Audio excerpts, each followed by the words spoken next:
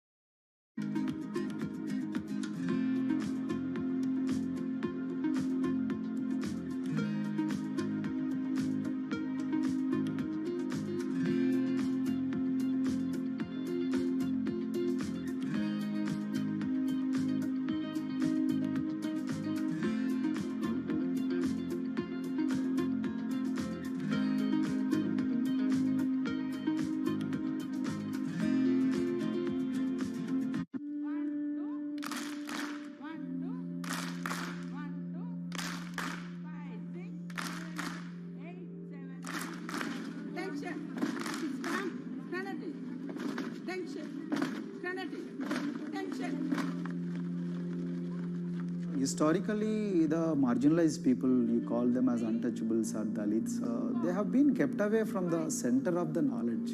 Once you are born into a caste, it is very difficult for you to grow beyond that. You are stuck in that identity.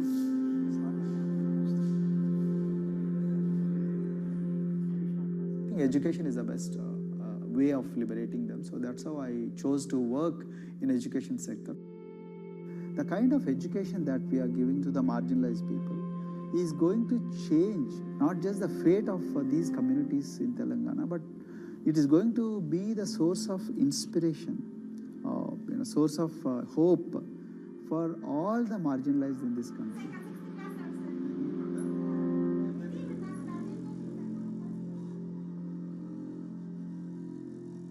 Greatest blight in India is the system of caste. For generations of Indians, the social code known as the caste system has defined how people earn a living and whom they marry.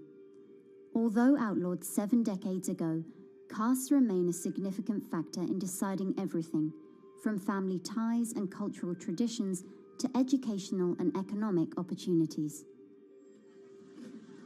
Dalits, people who are on the lowest rung of the caste system, constitute almost 1/5 of India's population of 1.3 billion.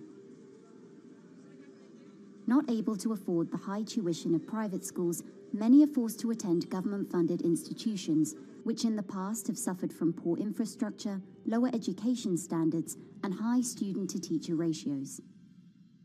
But Dr. Praveen Kumar is trying to change that.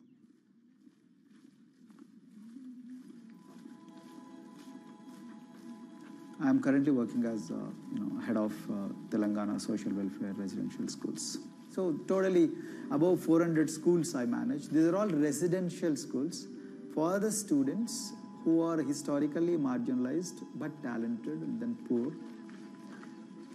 My friend also Of them, 60% are girls and then 40% are boys, because girls are more marginalized among the marginalized. Their voices are always suppressed. My approach to improve the conditions in the schools has been put your eyes and ears on the ground always. Talk to the parents, talk to the teachers, talk to the students, stay in the schools and then understand their problems, their challenges, both in classrooms and then the corridors and the dorms, then go to the dining halls and see what kind of food they are eating, and then go to their homes and then what kind of food they are getting and what kind of challenges the parents have. Very good. 9th class. One of the important changes that I brought in after I took over was to complete the transformation of mother tongue to English medium, because English medium, as I said, English is the language of emancipation, a language that connects you to the whole body of knowledge in the world. So we had to train a lot of teachers. Refer to the dictionary also, okay, and find out the new meanings, as well as you're going to describe about. Hey, Rajita, how are you? Hi, Sindhu. Fine, thank you. And how about you? I'm fine too. It's been a long time. Identity is extremely important. There is a scientific evidence to prove that your sense of identity is extremely crucial to your growth as a successful human being in your life. If you accept an identity which is very humiliating, which reminds you of very painful past, I think that identity will not help you to grow. I'm not saying that you should forget your past. I'm not saying that, but that should not be the bubble in which you must live always.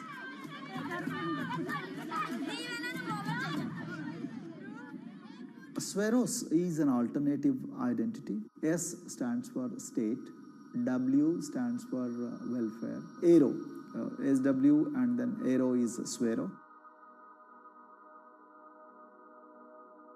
So the idea is your dreams have to be skybound. So that is what we are trying to achieve by changing the identities. Like, you say, I'm a Swero and I aim to be a doctor. I am a Swero, I aim to be a top-notch engineer. I am a Swero, I aim to be a top bureaucrat of this country. I'm a Swero, I want to be a very good actor or, a musician in this world. So these are the positive images that are associated with the identity.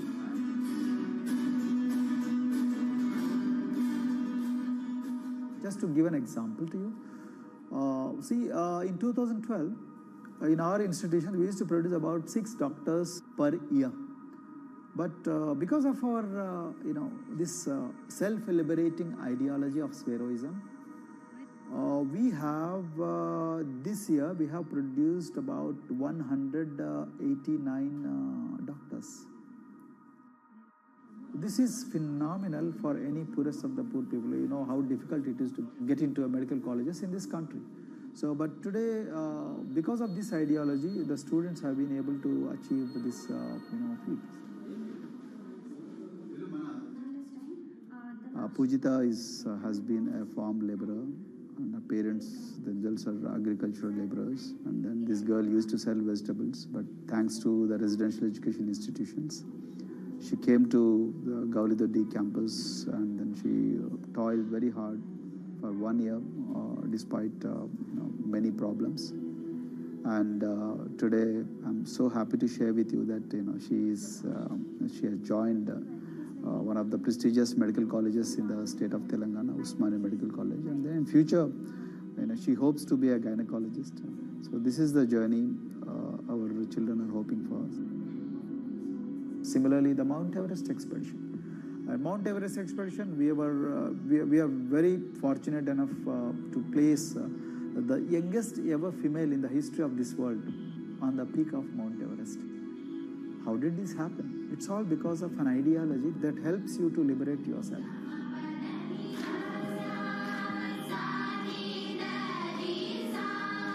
We brought a lot of extracurricular activities, and most of them got institutionalized now. So, for example, music.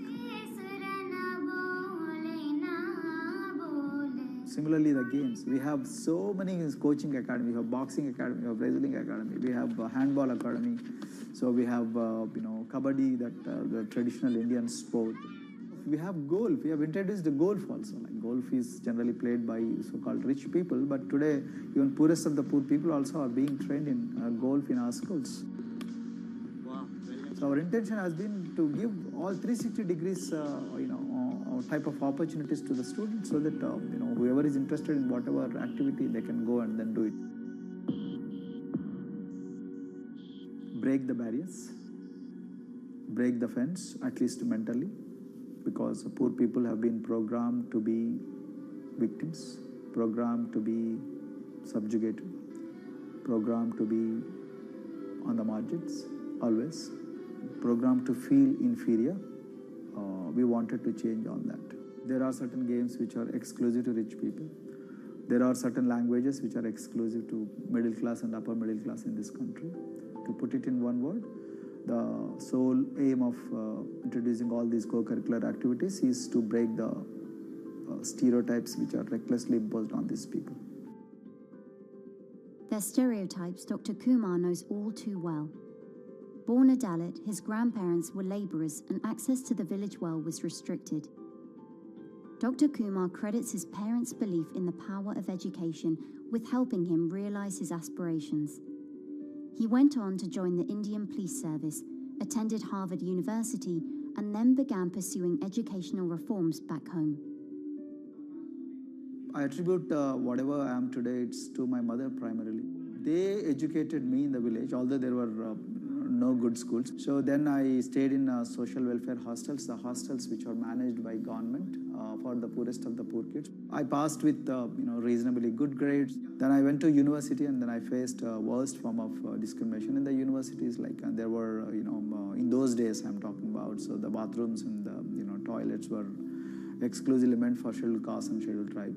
We used to fight discrimination on one hand and then again, try to excel in academics, day in and day out. So that's how I came to education, because I deeply believe that education is the only important weapon that can really, place the poorest of the poor people from a very victimhood orbit to a prosperous orbit. I think in future, this is going to be a game changer for the marginalized in this country.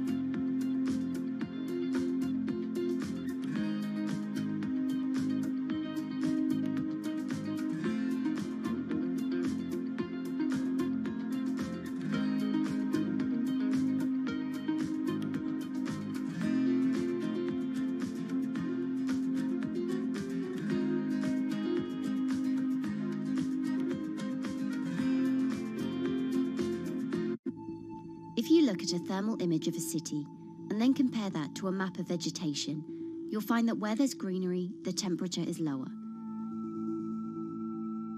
That's because things like asphalt, concrete, and shingled roofs absorb more heat from the sun than trees.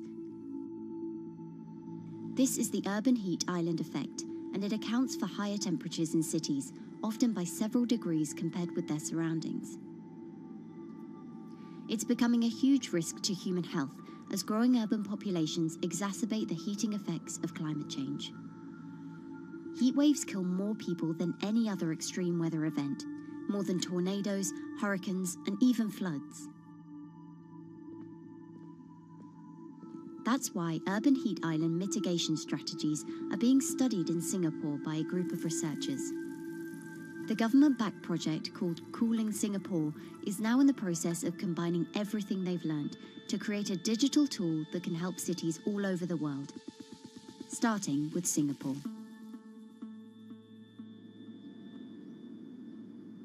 In Singapore, close to the equator, temperatures regularly rise above 32 degrees Celsius or 90 degrees Fahrenheit. And the city structures only make it worse. And that is also the case for Singapore, which is basically a concrete jungle, more urbanized, more developed city. And even in Singapore, what you have is a situation whereby there's a temperature difference of 7 degrees Celsius between the more urbanized and the more rural areas. The government has taken drastic steps to keep temperatures down. This is Gardens by the Bay, an award-winning park. And inside this greenhouse is a pleasant 24 degrees. That's because the dome, along with 24 nearby towers full of thousands of people, is chilled by what's probably the world's largest underground district cooling system. It uses a large central plant that cools water and then pipes it into banks, residential towers, an exhibition centre, shopping malls, and the city's iconic Marina Bay Sands hotel and casino complex. So one of the biggest perks of using this system for the buildings is that they can save 40% in terms of electricity usage compared to your traditional air conditioners. And with Singapore relying on natural gas for most of its power, this new system means emission savings equivalent to removing 10,000 cars from the city's roads. That has big implications for the rest of the world. If things stay as they are, more than a third of the world's electricity could end up being used to cool buildings and vehicles by 2050. As the world gets hotter, gets warmer, there is a greater need for air conditioning and as well as refrigerators, for instance. And the more people are buying these household appliances, the more energy usage they use, and they release heat more, and that then exacerbates climate change. It's a vicious circle. And so since 2017, researchers at Cooling Singapore have been identifying design solutions that reduce our need for so much cool air in the first place. One thing many cities have in common, and that's the importance of vegetation. That's a very important measure to mitigate the urban heat because of the shading effect, of course, and the psychological effects of the vegetation, and also because of the possible evaporative cooling effect of the vegetation. Vegetation can be, of course, on the ground floor in form of trees and shrubs, and you can walk under them. This is the so-called canopy layer that the vegetation forms above us. But vegetation can also go up the facades of buildings, and it can go to the roof of the buildings. Luckily, Singapore has been striving for the garden city feel for quite some time. It was a vision initially introduced by then Prime Minister Lee Kuan Yew in 1967 to make life more pleasant for people. And today, Singapore is one of the world's greenest cities in terms of urban vegetation. Kampung Admiralty, a community centre that contains health facilities and social spaces, now provides more green space than the plot of land it was originally built on. It's topped by a roofscape of staggered terraces covered in local plants, which functions as a community park, and a village green in the centre that contains farm plots for residents to tend to. Park Royal on Pickering was designed as a hotel in a garden that doubled the green growing potential of its site. There's now 15,000 metres of sky gardens, reflecting pools, waterfalls, planter terraces and green walls. And the government has big plans as well. Singapore actually has a plan to plant 1 million trees and add more green spaces over the next 10 years. It is actually a mix of wanting to reduce the urban heat island effect, but on the other hand is also to get the people to be more connected to nature. But it's not enough. The city-state has still been warming twice as quickly as the world average over the past 6 decades. That's why Cooling Singapore has developed a catalogue of other potential heat mitigation measures. When you try to mitigate the urban heat island effect in a city or in any building, in a village as well, the first place to start is by shading of the windows. You have to keep areas clear so that the wind can move through it. Water of a certain depth can act as a very good thermal buffer. If you have to construct heavy buildings such as high-rises, at least you can make the surface, the facade, less heavy, and you can protect it from direct sun penetration. We have to make sure that no combustion engines will be in the city in the middle, in the medium to long-term range.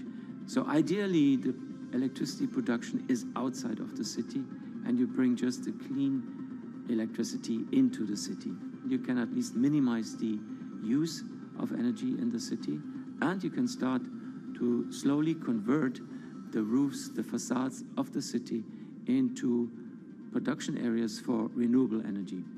In Singapore, unfortunately, this is a limited option, but in the long run, it could produce up to 20-25% of the energy, of the electricity needed in Singapore if all the roofs and the areas in the buildings, on the facades would be used to do that.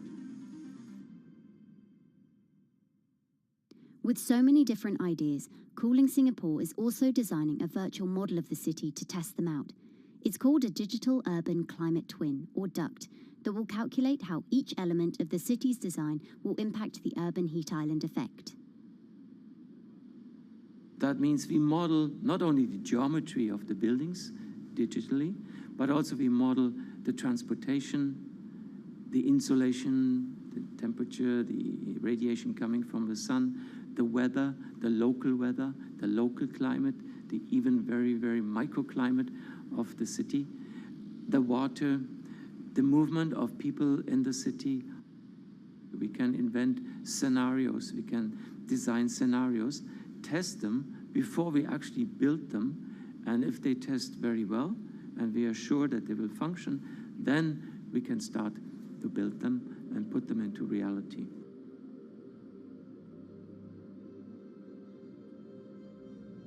Singapore will be using this new tool to figure out which actions it should take next. And the model can be applied to any city, whether it needs to keep heat out or keep heat in, which will ultimately save energy, slow climate change, and improve our quality of life. So this is something that Singapore will be able to export, maybe even together with its city development systems that it already has. Singapore is one of the very few cities in the world that really combine this scientific approach with a very well-established urban redesign and urban design approach. Through its agencies and the combination of its agencies, it has achieved a lot in the past. If it keeps following the scientific path and the combination with the other knowledge in the city already, we think that it will be a very comfortable and very livable city in the future, even more than today.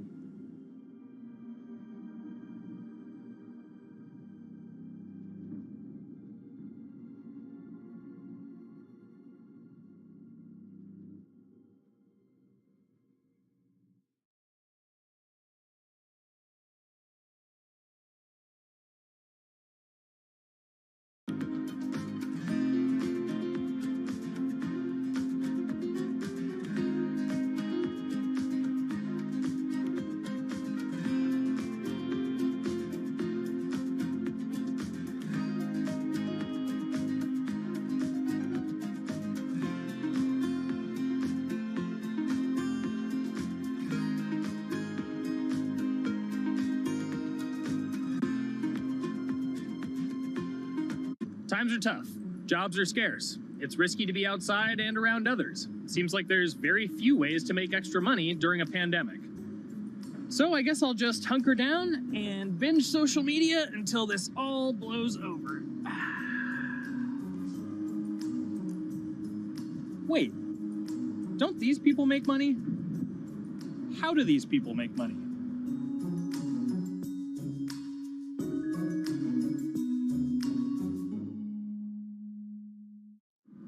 Streamers, YouTubers, Twitch stars. How do they make money? Is it a lot? Is it a lot of work? I know, I gotta ask somebody in the biz, and I got just the guy. Austin John Plays. This is your full-time job now, right? As of November of last year, yes. This was always just kind of like a side thing. Like any money that I made from doing my videos and whatever else, I never touched that because I didn't really think of that as being like real money. And then it started coming in more and more. And then it was like I hit my first day that I broke $1,000 and I was like, this is actually going to be money. How did the YouTube channel come to be? When the game Pokemon Sun and Moon came out for the 3DS, there was like things that I learned about the game, and then I wanted to just share that information with people. And at the time, I didn't have any way to capture a screen or anything, so I found like generic footage, and I kind of put it all together with so much editing And that video got 6 views. And then 2 days later, I made another one. And that one got 12 views. And then I just started pumping out more and more content. And people were like, this guy knows what he's talking about. It really just started building on top of itself. And then it was like, my channel really focuses on tips and tricks. So I play a straight 18 hours. And I'll finish the game or get to about the 40-hour mark. And then I'll make my first video. While I'm going through, I have a giant notepad and just scribbles everywhere. And I make these notes of like the things that stumped me. So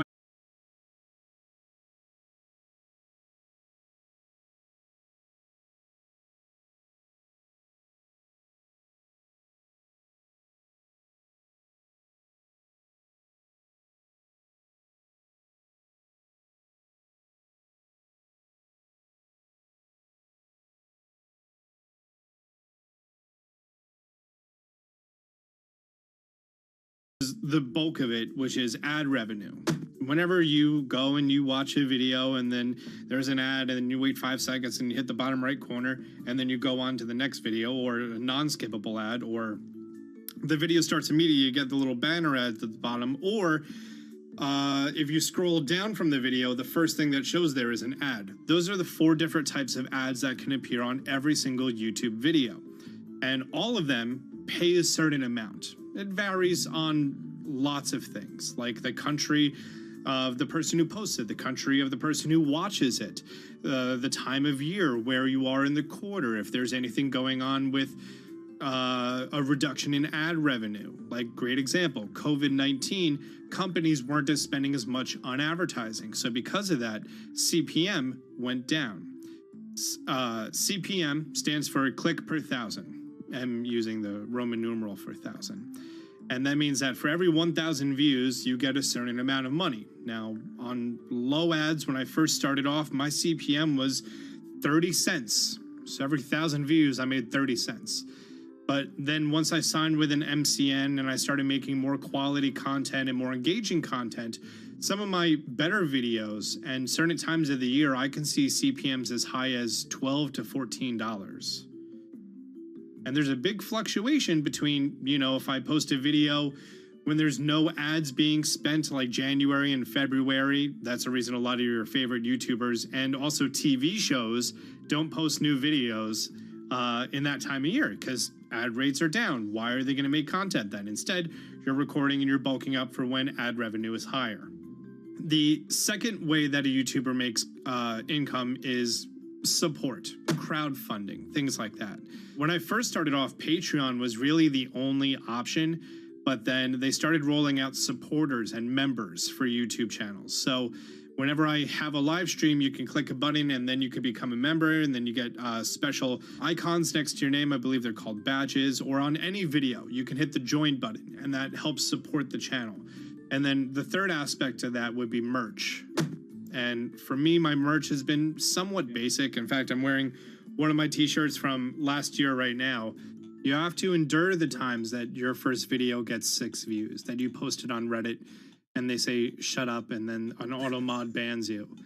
You have to go through that, because until you go through that and you discover why you're doing it, you're not doing it for other people, you're doing it for yourself. If you're not loving what you do, then it's not worth it. Huh. So make a channel about something that I'm passionate about. Oh, sweet. I guess I can make the channel about that.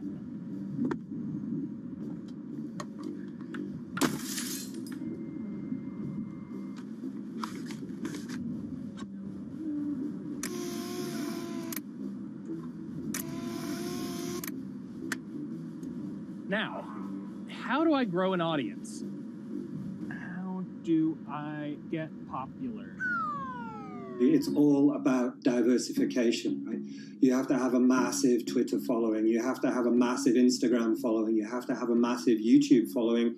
Of course, you have to be on Twitch, which is the key platform. But basically, any way you can get in front of your audience, you can engage with your audience, is going to drive those clicks, which ultimately drives the advertiser revenue that you get back from all of these platforms. It's me and Dan playing video games and talking in a funny manner over them. They're not just people who are good at games, they're actually people who are good at online engagement, online entertainment, first and foremost. You have the right to remain stylish. Anything you wear can and will be used against you in the court of fashion. The streamer is either very, very talented at the game. The best player in the game is generally going to draw a crowd because people like watching people who are very good. On the other hand, they're either very, very good or funny, charismatic, whatever it is on that side. Oh, no. You know, it becomes more of a show where they talk about other things outside of the gaming world, and gaming becomes really just a backdrop and an excuse to engage with that audience. There were those weird, like, Ronald McDonald, like, straight to VHS movies. You remember those? I'm personable, I'm chatty. I would kind of, you know, when boring things were happening in the game, I would ramble on about, you know, movies I'd watched or books I'd read and, you know, or conversations I'd had and stuff like that. And so I think being personable was a big part of that. It's not just getting on and playing games. It's getting on and being an entertainer. You are putting on a show. All right, now let me go ahead and grab the samurai sword that every gym has. Okay, he's dead. To have a larger audience and to have that audience, I think, stay with you, you have to bring something extra. You know, you have to find your niche. You have to find what works and what connects with the audience and what makes them laugh and what makes them keep coming back. You gotta make it a little more exciting, all right? Throw in a hanging bishop. Have everybody in suspense for a moment. I think the real most important thing is to just get used to being on camera. Like in any sort of performance thing, is get used to talking on camera. You know, my first few videos were terrible, but because I sat down and did it for 6 to 8 hours a day, I just got used to talking and I got over that uncomfortable hump. If you go into Twitch purely with the expectation that you're going to make money, make a job out of it, have all this growth, and it's going to be great, you're probably going to burn out prior to getting to that point because there's very little payoff for a long time, right? Like multiple years generally before you really start to see a payoff. And so, you know, those first few times you're streaming, nobody is there. One person shows up every 30 minutes, says hi, maybe, and leaves, right? Like, it's very discouraging, I think, for a lot of people. And so you have to be there just loving it. You have to love talking to yourself when nobody is around. You have to love just the game that you're playing, all of that stuff, because it takes a while. And I think a majority of people burn out prior to getting to the like profitable point of it. And there you have it. My very own YouTube, Twitch, Discord, and streaming channels all ready to go live. It's a veritable social media ecosystem just on the verge of thriving. So don't forget to smash like and subscribe and visit my Patreon for perks. Also, go to my merch page. And one last thing, stay cool, my friends.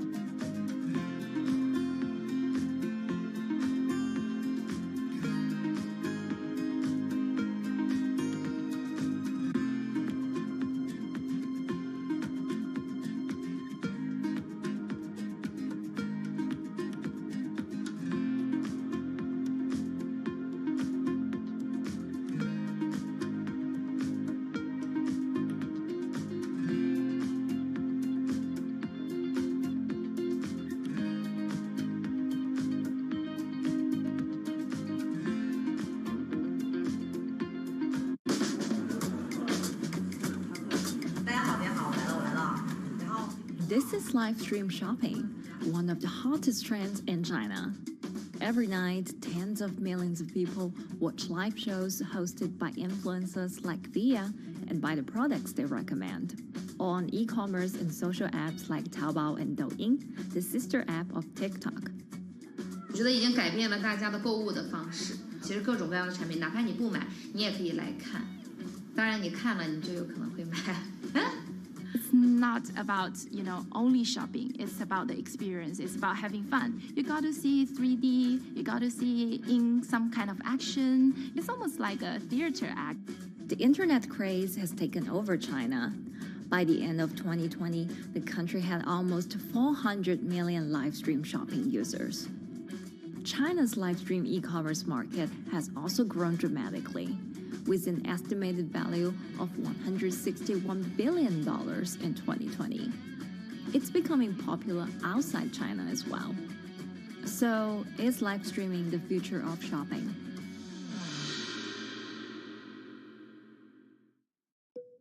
Live streaming is not a new thing.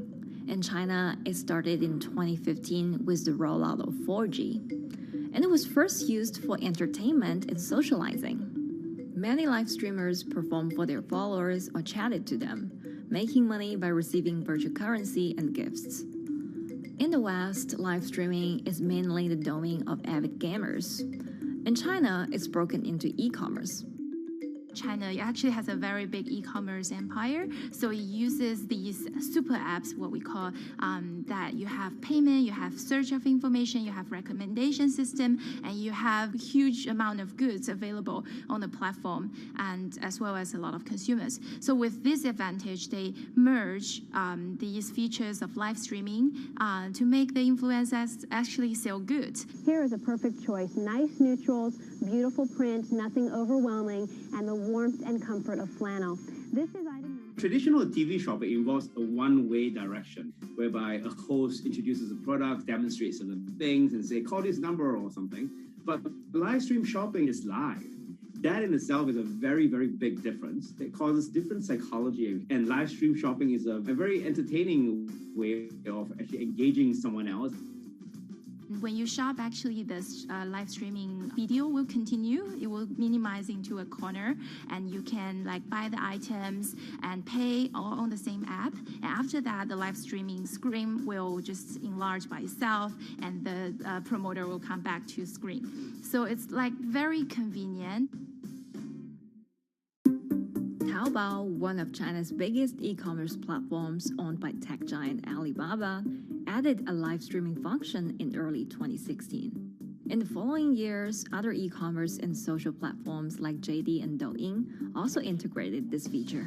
开头的时候还是有很多的挑战的，对画面的这个流畅，然后是否能够很真实的去还原商品，它其实在这个上面是有很高的这个门槛跟技术的这个卡口在的。不管是我们的这个用户的接受度，还是商家的这个上手的这个难度都很高，但是这几年下来，基本上难点在不断被突破的。Over $70 billion worth of goods was sold via live stream on Taobao in the year through March 2021. Latest surveys show that over 60% of live stream users in China were watching shopping shows, and over 65% of them shopped at least once via live stream. In 2020, live stream shopping got a huge boost during the pandemic, when millions of people were in lockdown and many retailers were pushed online. People, during the lockdown, felt like there's a need for more social interactions. This live platform creates an interesting kind of environment that gives people the sense that I'm actually interacting with you. And then live stream shopping brings in a lot more variety of things that people could buy and satisfy, the sense of losing control, especially during the pandemic. At the heart of this craze are the top influencers who have tens of millions of followers and sell products worth millions of dollars every night. They often use their star power to get bargains from retailers, which in turn boosts their own sales and influence. So if you think about China's live streaming, you have to know the king and queen of the influencers. The queen of live streaming, Via, she is actually having the biggest viewership and the biggest sales volume for a long time on Taobao platform. She can sell everything from Gucci sunglasses, lipsticks, homes, and cars. One time she offered her followers to go on a Tesla ride with her, and she even, for once, sold a rocket launch in her live streaming room for 40 million yuan. 接下来我们真的要上火箭。The king would be Li Jiaqi, more widely known as Lipstick's brother. He used to be a cosmetic sales before he turned into live streaming e-commerce, and he knows a lot about the cosmetics. So he's the one that will actually put the lipsticks on himself when he's on the show. Top live streamers like Via and Li Jiaqi have become celebrities in China and can earn millions of dollars a year. Although not everyone can be as popular, mid-ranking live streamers like Tiffany still earn a good income through sales commissions. 如果说单从收入方面来讲的话，那主播的收入是比普通的工作要高很多。但是呢，主播这个工作时刻对身体，包括对精神都有很大的一个考验的。就是每天需要集中精力，然后长达5-6个小时，这种状态是很累的。而且这5-6个小时的话，你是脑子是不停的，然后嘴巴是不停的，然后手也是不停的，眼睛也是不停的。像我们做主播，不是说单一的只做直播一件事情，然后还会有选品的一些工作，然后还会有一些其他的事情排在里面，其实是没有个人生活的。那我觉得增强粉丝影响力的话，不是说某一件事情。可能今天做了什么事情你就增大了影响力，而是每天不断的内容的输出，粉丝不断的可能对你的了解，慢慢的信任你。里面有芝麻酱的味道，如果吃不习惯的话就慎买。A lot of successful live streamers are generally very good at communication. They're very good at articulating very simply what a product does, what a product doesn't do. In order for them to sell, they need to be trustworthy and appear trustworthy, and they need to, show in some ways that they're authentic, right? So for Via and Li Jiaqi, they are able to articulate that quite a bit through their body language, through what they say. For example, Li Jiaqi will also sometimes say bad things about certain products because to him that's his honest opinion, and sometimes people want to hear that. And so they seem very credible, they seem very trustworthy, and don't forget, they're also very entertaining and very interesting. If you're familiar with Li Jiaqi, he won a Guinness record for like the most lipstick applications to models in like 30 seconds. So if you're able to create a lot of buzz with interesting things that you do, people who may not want to buy lipsticks will also stream in just to watch what he does. And then from there, you might get hooked. 这就是一般女生出门的时候涂的口红的颜色。 Live streamers also use sales techniques such as limited time or supply. This sense of scarcity can often encourage viewers to buy. The platform in itself creates and enhances some of these things because you see it live. Something we call social proof has taken over, meaning that, hey, other people are interested, other people are joining in, other people want the same product. And they add it in the chat and they ask questions and they say, oh, I want this too. What happens then? It makes the whole product even more scarce. But it's not just influencers. Local farmers, luxury brands, even mutual funds have also started their own live stream shows. Working with very top-tier live streamers can be risky. It's not necessary that the benefits will end up with the brand. So we see company executives opening their own shows. And we see like P&G have their own sales room, which runs shows every day as well. We also have like local governors in like small towns to sell their agricultural products. So the live streaming is definitely transformed the way product owners can think about how to reach their consumers, and it enables a lot of players to actually sell. Live stream shopping is going global. Merchants in Southeast Asia have embraced this trend. And in the West, Amazon has upgraded its live streaming function, adding interactive features like chat rooms. Companies, including Google and Facebook, are also developing and investing in technologies to integrate video and e-commerce. 直播电商它其实已经开始成为主流，它未来的发展空间跟潜力都是巨大的。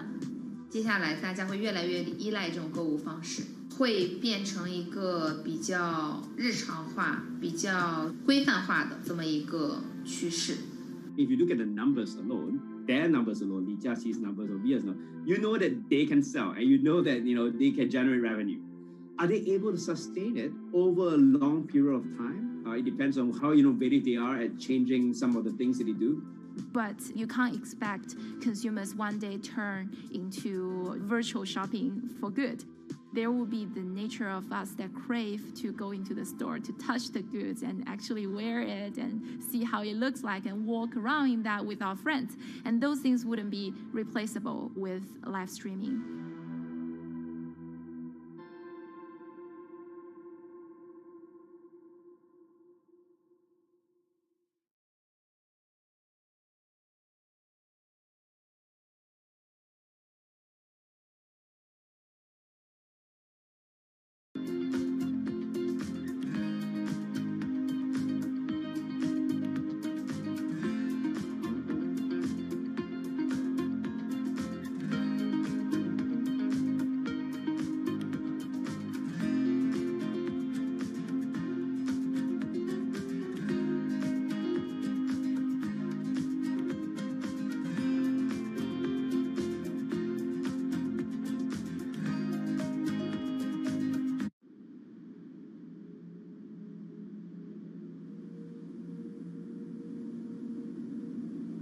You could imagine that the oceans are actually the largest battery. We're storing huge amounts of energy in the oceans. The wave motion can be very deep. It can extend down several hundred meters. And once it gets to the near shore, from about 50 meters, the whole water column is moving backwards and forwards. As we search for ways to reduce our reliance on fossil fuels, some are looking to a largely untapped potential source of renewable energy. In theory, waves off the coast of the United States alone could generate over 2 trillion kilowatt hours of electricity a year, enough to power more than half of the country. Waves intensify and subside not as quickly as the wind, and that means that it can produce a smoother power generation curve. One of the potential advantages of wave energy is that it could act as a complementary source of power compared to other renewables on the grid if it were to be scaled up to commercial scale.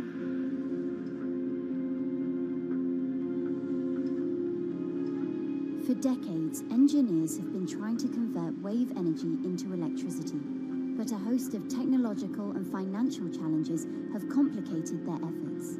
In the years from around 2006 to 2015, there were a spate of bankruptcies in the sector, and this was largely because of a lack of kind of continuous proven projects out at sea with reliable electricity generation. Since then, companies have been trying to develop the technologies at a steadier pace and with a smaller cash burn. But the same questions remain. Can companies develop devices and technologies that actually work? Is wave energy just a novelty or something that can become a major renewable energy source?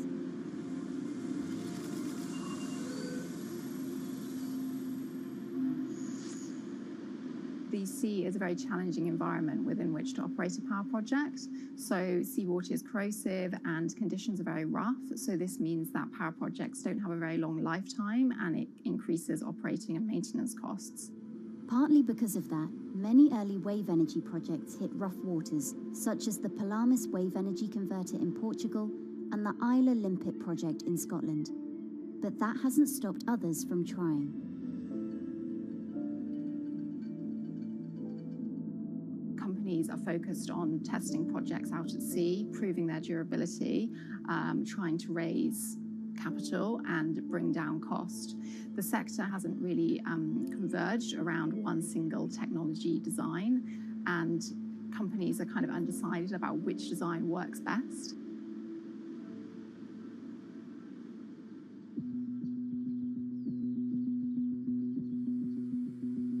Finland-based AW Energy is a veteran in the sector. The first proof of concept of the company's device was made in the 90s after diver Rauno Koivusaari observed the strong back-and-forth movement of a hatch cover in a shipwreck in the Baltic Sea. The waves are generated far from the coastline, so the wind blows on the surface of the water, causing the water particles to rotate, and that rotation extends deep down below the surface, and the waves can be very long. They can be several hundred meters long.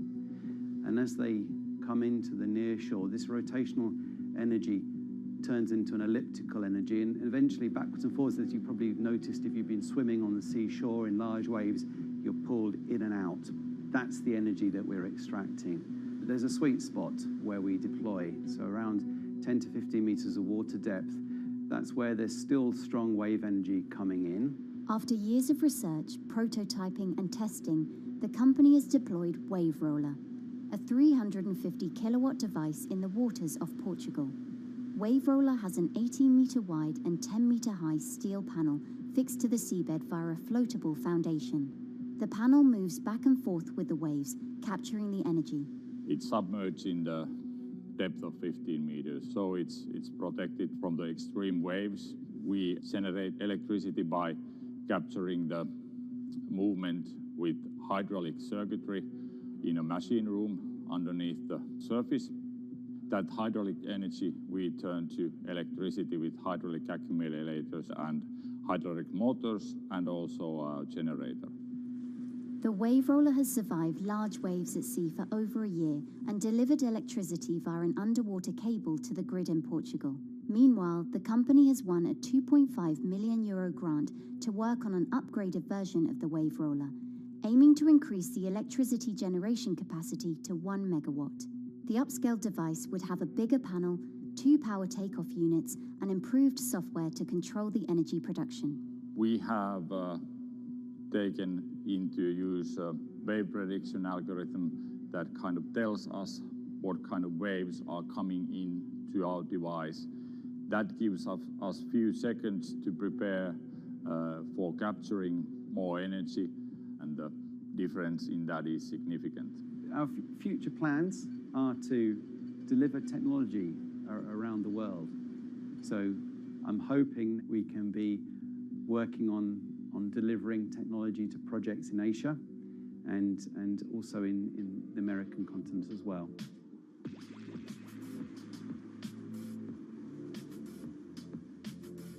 Meanwhile, Israeli company Eco Wave Power is taking a different approach to capturing the power of the ocean.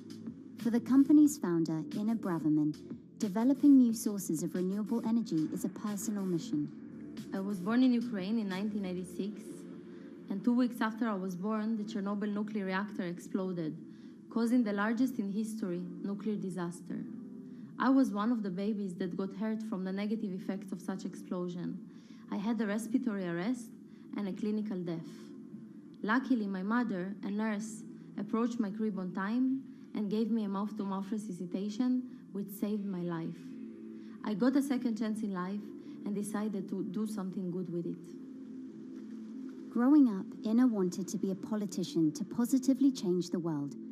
After working as a translator at a renewable energy company, she decided to change paths. Solar and wind energy were fully commercialized. There were a lot of amazing technologies implemented everywhere. I saw that wave energy, although it's an immense source of electricity, the biggest companies in the world are trying to develop wave energy with no success. And there was kind of a race going on in the world of who is the company that is going to develop a viable wave energy solution first. In 2011, the then 24-year-old Ina co-founded Eco Wave Power. Instead of installing devices offshore, the company's devices are attached to existing breakwaters, jetties, and piers. Our technology is very cost efficient, especially in comparison to the offshore technologies, because we don't need any ships, divers, underwater mooring or cables. We install on existing man-made structures, and all our expensive equipment, the generator, the hydraulic conversion unit, the automation, is located on land just like a regular power station. This is the EcoWave Power conversion unit that has been operating in Jaffa Port since 2014 until 2020. Here you can see how the technology works. Basically, the floaters are going up and down and pushing the hydro cylinders, which transmit biodegradable fluid into land-located accumulators. A pressure is being built. The higher the waves, the higher the pressure, which is used to turn the hydro motor, which is turning the generators. The whole system is controlled by a smart automation system, which you can see right here. And in case of upcoming storms, the system automatically raises the floater above the water level and keeps them in the upward position until the storm passes. The company has been operating a 100 kilowatt grid-connected device in Gibraltar since 2016, which is enough to power 100 households. Currently, Ina and her team are working on another 100 kilowatt project at the Port of Jaffa in Tel Aviv. The project will be also the first time in the history of Israel that wave energy will officially connect to the electrical grid. And our goal going forward is to expand it to all suitable breakwaters in the city of Tel Aviv and to supply a significant part of the city's electricity needs. Today, engineers and entrepreneurs are still trying to crack wave energy. Globally, only a few hundred kilowatts of wave energy are deployed, compared with gigawatts of offshore wind. But the field has come a long way in recent years, and with the right engineering solutions, this new power source could eventually become competitive with more mature renewables like solar and wind. I would have a lot more confidence in the success of wave energy companies today as opposed to like 20 years ago. But in the next few years, or maybe the next couple of decades, it will be more likely to be used in remote locations like islands that are otherwise dependent on expensive diesel power, or out at sea on gas decommissioning rigs, or for powering underwater autonomous vehicles. So definitely, wave energy can compete with other renewable energy sources, but I personally believe that this is not a competition. In order to have a 100% renewable energy friendly world, we need all renewable energy sources to work together.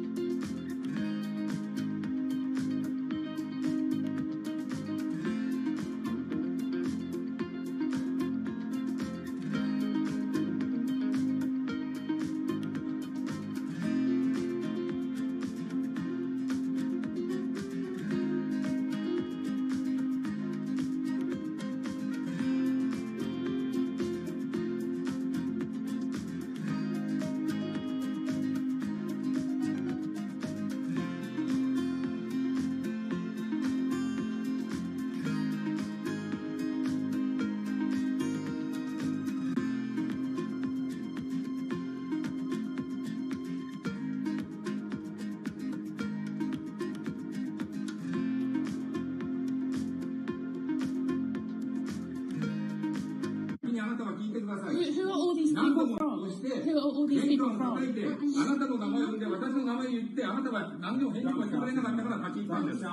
So can you please tell me? I'm not going to... please wait. You know, I've covered a lot of companies. I've covered a lot of Machiavellian companies where, you know, people play rough. I don't think I've ever seen anything on the scale of Nissan. He is making you, but you act from this side. I mean, it's corrupt. One of the most dramatic elements was Ravinder Passi's home being raided by court officials in Yokohama. You scared my wife. You scared my children. I worked in this for 16 years. So Rav Passi's journey into the darkest recesses of the Japanese corporate world started when he was the general counsel, the highest corporate lawyer position in the company. In the past few minutes, Nissan has revealed that its chairman has been arrested after allegations of serious misconduct. He was tasked with investigating Carlos Ghosn. And he was told, conduct an internal investigation and get to the heart of the matter. And then along the way, he started to notice serious conflicts of interest.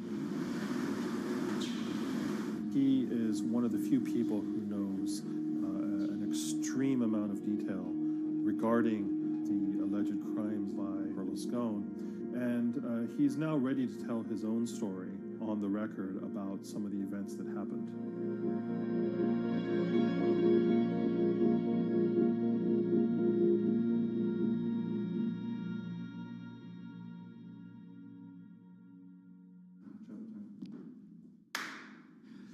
My name is Ravinder Passy. I'm the former Global General Counsel of Nissan Motor Co. Limited. And you could say, yes, I had a front row seat in terms of what was going on. When Carlos Ghosn saved Nissan years ago, he was depicted in Japanese comic books as this hero, and now maybe we'll see comic books where he's the villain. In corporate Japan, Nissan was quite an unusual company. It was led for 2 decades by a non-Japanese executive. Well, Carlos Ghosn was a hero in the Japanese business world. If you had a global business celebrity in Japan and worldwide, it was definitely Carlos Ghosn. In a country with few foreigners at the top, he stood out. But over the years, he saved Nissan from bankruptcy, allied with Renault and Mitsubishi, and turned the alliance into one of the most competitive in the world. Yet as the years went on, I think his ambitions changed a little bit. He started thinking about legacy plays, and one of them was to really tighten the alliance between Renault and Japan. And unbeknownst to him, there was a contingent of senior Nissan executives that were really felt threatened by that move. They really thought that they would lose complete control of the car company, and even in the government, there was probably a little bit of anxiety about a national champion in the auto industry falling under full-blown foreign control. Carlos Ghosn was an auto industry leader, respected by many in Japan. Now he's in jail. The arrest of Carlos Ghosn came completely out of the blue. This was in November of 2018. He was coming to Japan on Nissan's corporate jet for a regular executive meeting, and he was met on the tarmac by Japanese authorities who whisked him away to jail and charged him with financial misconduct crimes. So what happened was that a power struggle ensued inside the company, and somewhere along the way it was criminalized. By that I mean that there were allegations leveled at Carlos Ghosn about the way he reported his pay to Japanese authorities, the way he handled money inside the company, that in other contexts might have been a board action, might have been handled internally. A number of executives at Nissan decided to take this difference and take it over to the Tokyo prosecutor's office, and that unleashed a chain of events that would shake the entire auto industry. So after Carlos Ghosn was arrested, Nissan launched an internal investigation into the events that led up to his arrest. So Rav Passy was tasked with investigating Carlos Ghosn, and he was told, get to the heart of the matter, find out what Carlos Ghosn did wrong and bring it to our shareholders. Yeah, it's really complicated because you had various things coming out of the weeds. 2018, the investigation has started, and we become aware of matters in terms of conflicts, actions by certain individuals that cause some concern because things might not quite be what they seem. So in our story, we really took a close look at Harinada and his role in Carlos Ghosn's downfall. Harinada is one of the most fascinating figures inside Nissan. He's also a lawyer. He's originally Malaysian. Hello, Mr. Hari. And he had a meteoric rise through the company and became very, very close to Carlos Ghosn and other top figures. He had a front row seat at all the major strategic deliberations at the company. And when he discovered that Carlos Ghosn, as his final legacy play, was going to tighten the relationship between Renault and Nissan, he made a decision to go against Carlos Ghosn. And he became one of the key figures that decided that Carlos Ghosn had to go.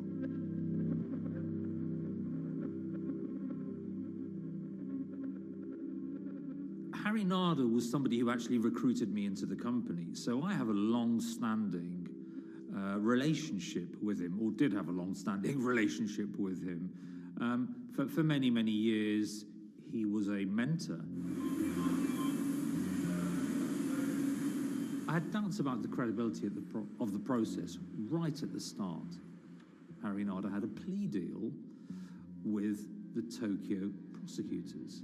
Now, that suggests he was intrinsically involved in some of the wrongdoing, or the allegations of wrongdoing, and it just didn't smell right, just doesn't sit right. So there was a basic conflict of interest. In other words, Hari Nada had to deliver results to Japanese prosecutors to avoid his own criminal liability, and he's accusing and leading the investigation of Carlos Ghosn. Some of the people who had been involved in the original alleged crimes were also looking into the affairs themselves. Ravinder Pasi began pointing out some of these conflict of interest issues. And the reason for that is essentially his concern was for the company. If the company's own investigation into itself was compromised, that could lead to a very weak position in various lawsuits that it was dealing with across the world. I had discussions with Harry, discussions with the statutory auditors about these conflicts, discussions with HR about some of these conflicts, because at that point, we reported into him. You know, at the time, everything was quite, as you can imagine, it was, we've got to do this, we've got to do that, we've got to move fast. But when you step back and look at some of these things, you just think, my God, what was going on here? Because me, members of my team, were being placed in immediate danger. Your chairman's been arrested, a representative director's been arrested. They both happen to be foreigners. And then now what we need to do, we're being instructed to do, is certain compliance professionals need to go into properties in Brazil, for example, and retrieve evidence. They've got to do it very carefully, because if they don't do it carefully, they're going to get convicted of criminal activities. And likewise, when a team of lawyers were commissioned to go to Lebanon, I mean, one of my immediate concerns was, why are lawyers from Nissan being sent to go to Lebanon to retrieve evidence? These are just lawyers, they're corporate lawyers from Nissan. You had revelations that a number of executives had benefited from share appreciation rights when they shouldn't have. I mean, you know, substantive amounts of money being taken by these guys when they weren't entitled to take them. And you do think, yes, how is this going to look later on? It's going to look quite concerning. So that triggered, for me, the sort of assessment that, well, I'm going to have to do something, because up until this point, I haven't put down on paper these conflicts and these issues.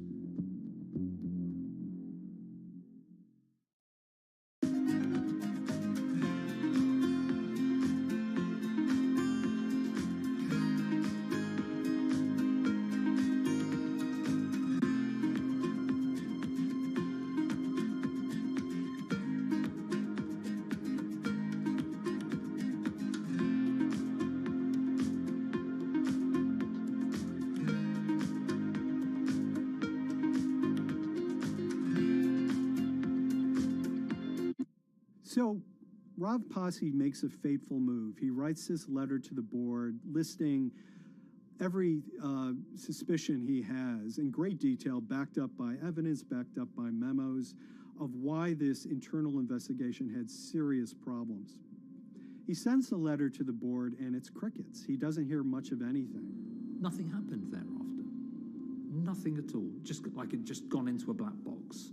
And he began to suspect that there was a desire, even at the highest level within Nissan, to kind of sweep these conflicts of interest under the rug.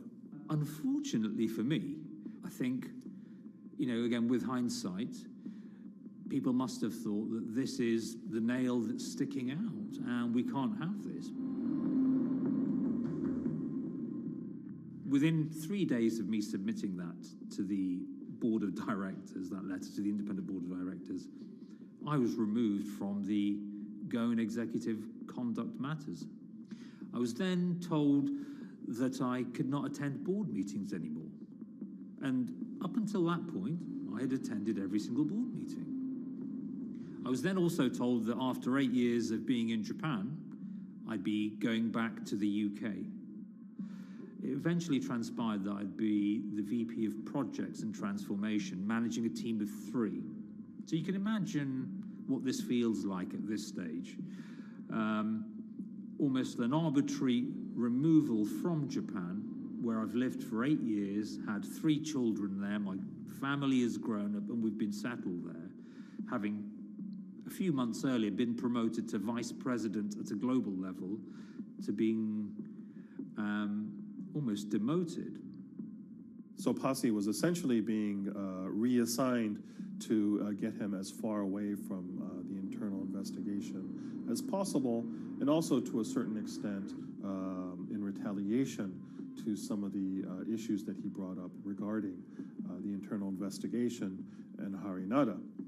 What happened to Rav Pasi can be seen as a series of corporate humiliations. I mean, first of all, his immediate responsibilities were taken away from him. Eventually, he lost, the coveted general counsel title.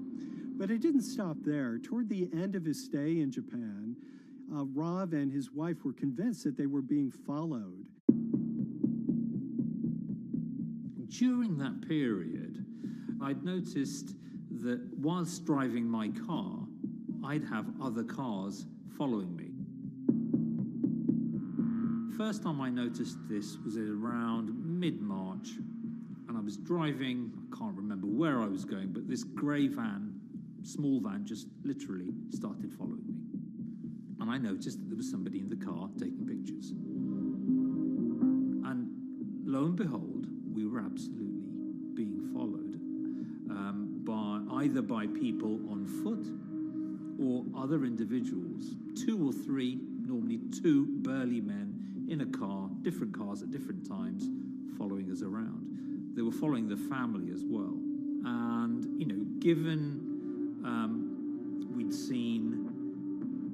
I'd seen the Nissan security department behave in a very, very egregious manner with others in terms of following and surveilling, I was very concerned as to what they were doing and who they were giving this information to.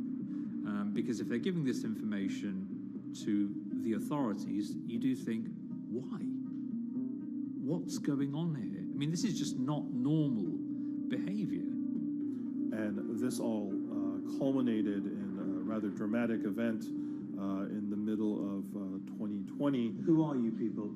Where Nissan had hired a legal team and had obtained an unusual court order from the district court in Yokohama to basically do a search of his home and seizure of his corporate laptop and phone and other documents. If you don't let us in now, we have to break this key. So it's a pretty extreme way to treat someone who had spent 16 years at the company. These people have all come in. We don't really know who they are, apart from the fact that I've been shown a badge that says the Yokohama court. And they're here to recover a laptop and a mobile phone. It was even more weird because I'd highlighted to the directors that certain Nissan executives were trying to recover this laptop and this phone whilst I was still in Japan. And I was very concerned because it had evidence on there that related to misconduct matters and other forms of inappropriate conduct. It was just another form of intimidation, another form of harassment, forcing me almost to leave the company and the country. Because once they'd retained and obtained these items, we were still followed, which, again, I just couldn't understand. What is the point of doing that? You know, this is a car company. This is not the KGB.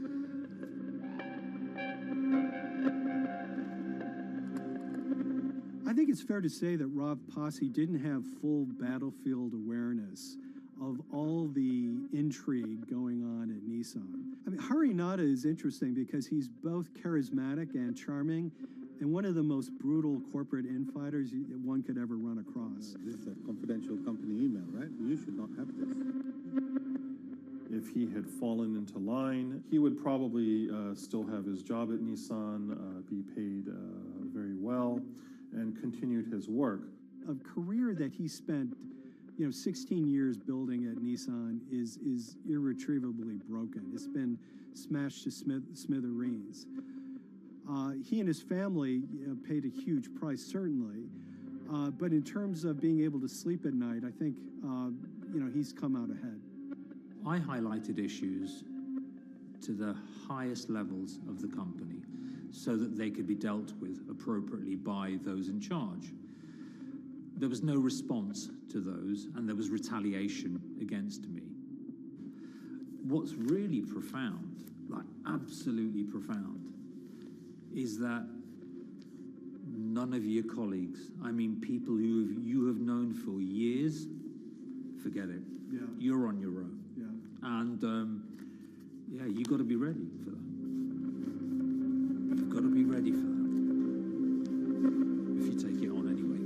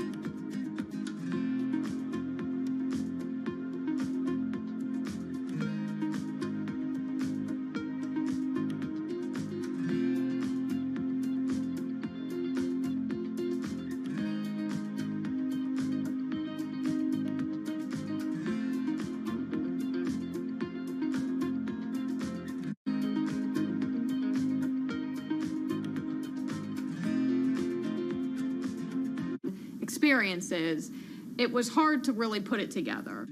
She had written a check to her caretaker, Dawn, that bounced. So she went down to her local Chase branch to sort of find out what was going on. She wasn't getting paper statements in the mail, so she asked them to print out a number of her statements having to do with her checking account and her credit card account. So we went to the bank and asked for the statements. And she got a whole year and going through all of them, page by page by page. And it was there she saw all sorts of charges that she said she didn't authorize or didn't know about. I was becoming very, very suspicious. I was starting to look in the money part, and that's what bothered me more when I saw that money was going, and I was not a big spender. Around the same time, Dawn, she starts noticing Beverly's son, who lived in the condominium below her, came up with Evan with a shredder and started grabbing papers in her office area, including some with JP Morgan letterhead, and just started sitting at the kitchen table, just shredding documents over and over. Yeah, they came in one morning. They used to do it in the back. Through the back door, and they brought the shredder inside. And then they went in the drawers in the office and took out all the papers, and they started doing it.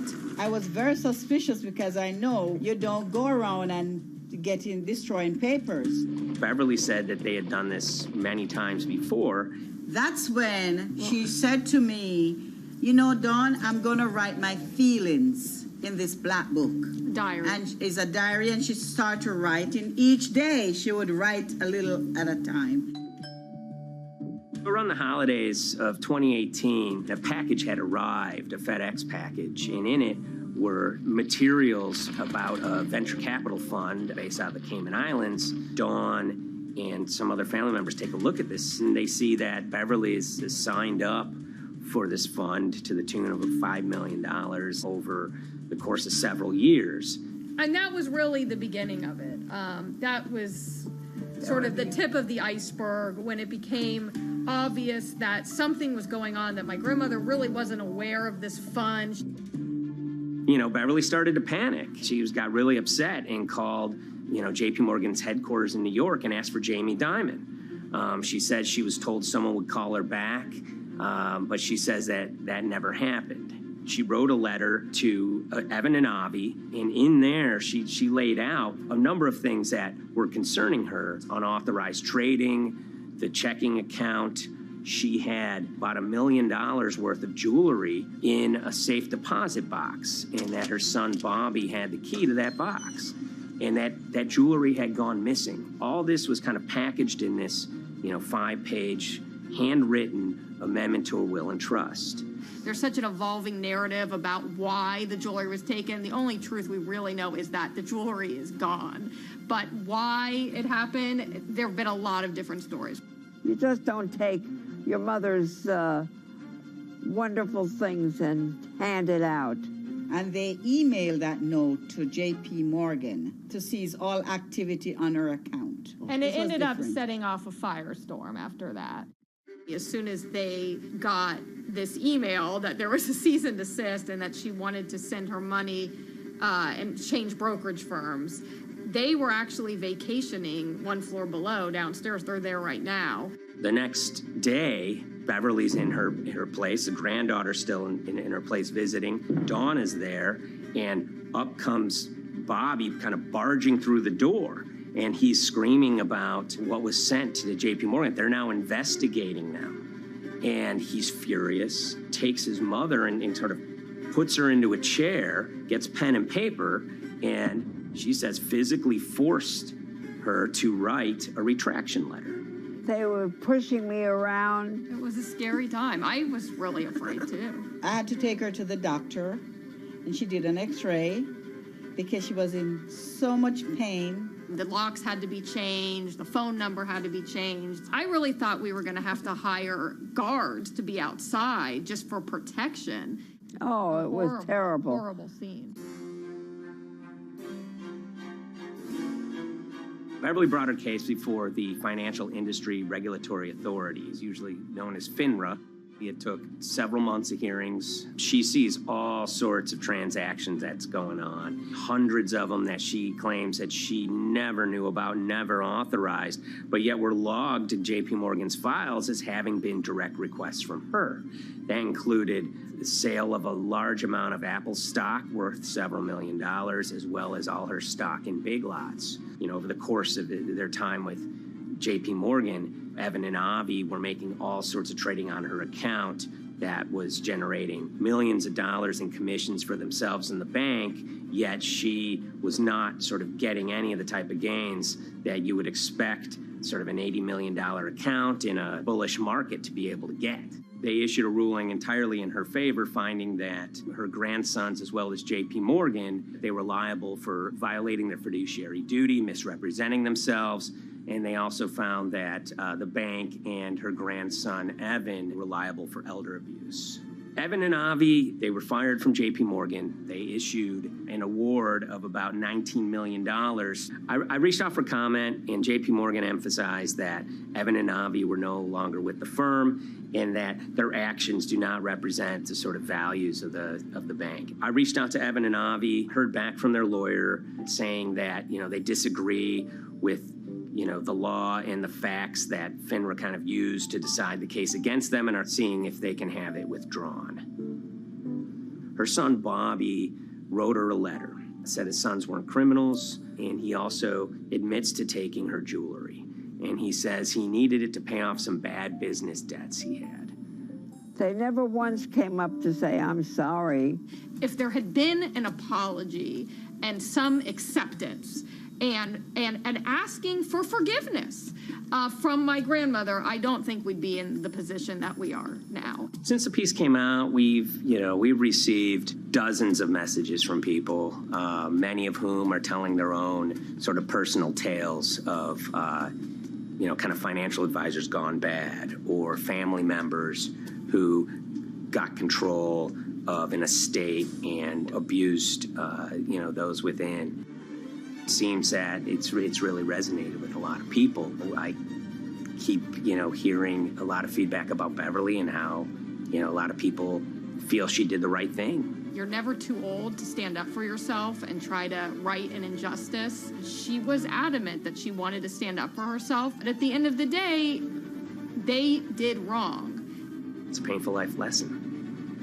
Beverly taught them that you don't mess with grandma.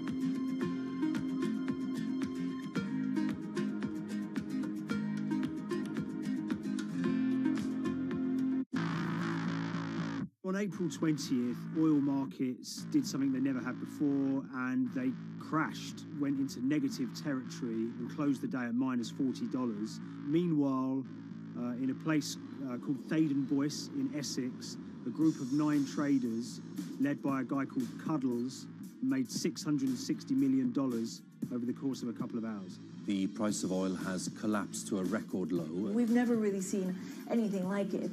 WTI this morning down more than 35%. People maybe wouldn't have been so surprised if the oil price had fallen to zero, but the oil price went to minus 38. It went far lower than anyone had expected. And so lots of people in the market were saying, well, hang on, something else is going on here. A couple of months later, I started to get wind through a kind of network of sources that a tiny firm in the outskirts of London had made a huge amount of money that day and potentially had some part to play in what happened. The information we got was that 9 traders at Vega Capital London had made in the region of $660 million in one day. As a group, I think they made as much money in one day as Apple makes from its international sales in one day. I mean, it's an insane sum of money. Did they pull off a fantastic trade? Did they predict the way the market was moving and get it absolutely right? Or was there something else going on, and had they actually done something that breached market rules in a bid to sort of push the market? And that investigation is ongoing.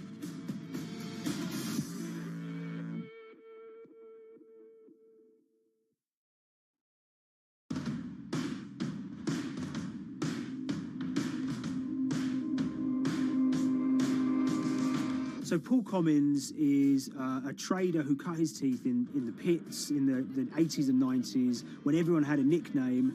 His was Cuddles. If you can imagine, that was a very sort of cutthroat type of world where people are doing, you know, hundreds of thousands and millions of dollar trades by shouting at each other, giving hand signals, and then sort of scrawling on scraps of paper. The culture of the trading pits in London was very influenced by the working class guys who became traders there. They weren't like the city bankers that had gone before them. They weren't usually Oxford or Cambridge. You know, they didn't wear Savile Row suits. They were ordinary working guys who happened to have a talent for trading. And a lot of them came from Essex. I think it was 400 traders in the pits, and Cuddles in his, you know, oil and gas pit was described to us as amongst the top 3. In amongst that, was very successful and made, you know, very large amounts of money as a young man. But, you know, inevitably, mechanization and the arrival of electronic markets was the kind of death knell for the pits. And in 2005, the IPE closed down. And when the pits shut down, a lot of the traders who worked there lost their jobs or quit or went to work for financial institutions.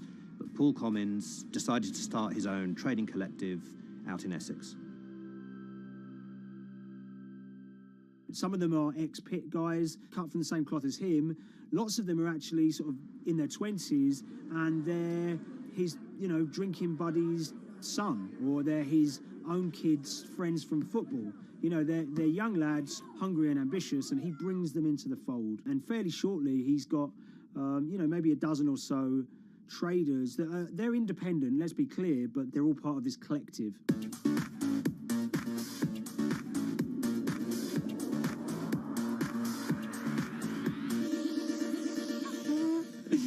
Yeah, I'll let Liam deal with Essex. I am from Essex, so I feel like I'm free to, you know, to get into this. Sweet, as they say. If you were to ask someone in Britain how they would imagine a kind of Essex person, they would see someone who's maybe slightly flamboyant, with a sort of Cockney accent, a sort of Guy Ritchie-style accent.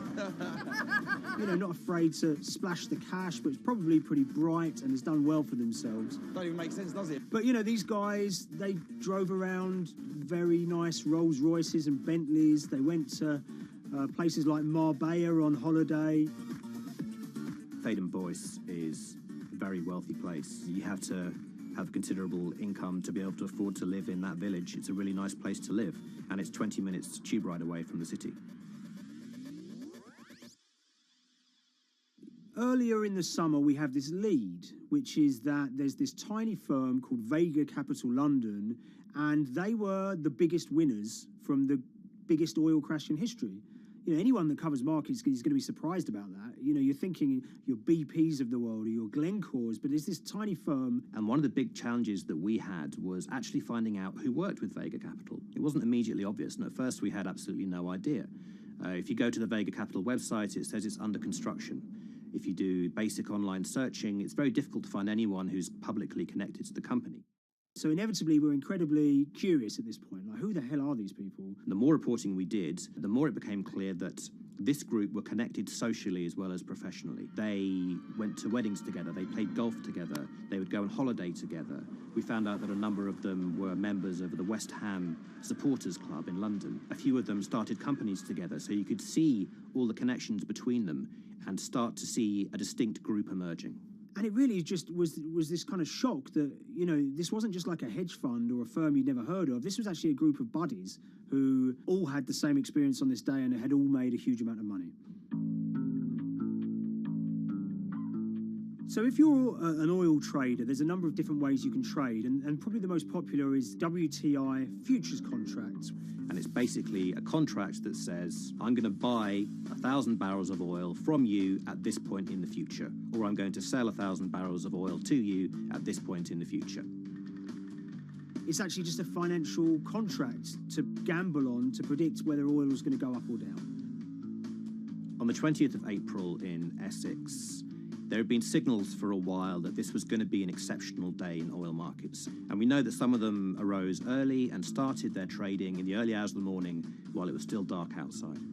Essentially what they were doing is buying contracts that gave them an obligation to buy oil at whatever the price ended up at 2:30 p.m. So they're basically placing a bet that oil's going to fall throughout the day. But they're simultaneously selling lots of oil as well. And whether they make a profit and how much profit they make is the difference between what they buy the oil for and what they sell the oil for. Now, of course, we now know throughout April 20th, the price dropped and dropped. So this is going very well for them. You know, they are committed to selling oil at these prices, and the prices are continuing to fall, which means they're going to be able to offset it and buy oil at cheaper at the end of the day. Now, once it gets to kind of 1:30, 2 p.m., that's when things start to get really interesting. Suddenly there's a kind of influx of buyers and sellers, you know, as desperation increases in the market and trading volumes go up. Now at 2:08 p.m. exactly, something bizarre and unprecedented happened, which is that oil passes into negative territory. And it fell to a record level of minus $38. We've never seen anything like it, period, in terms of the contraction of the global economy. That huge gulf between what they were buying the oil for and what they were selling it for enabled them to make more money than they ever thought possible. So their profit was the difference between minus 37 and all of these positive numbers on every contract they sold. The price of crude briefly hit minus $37 a barrel.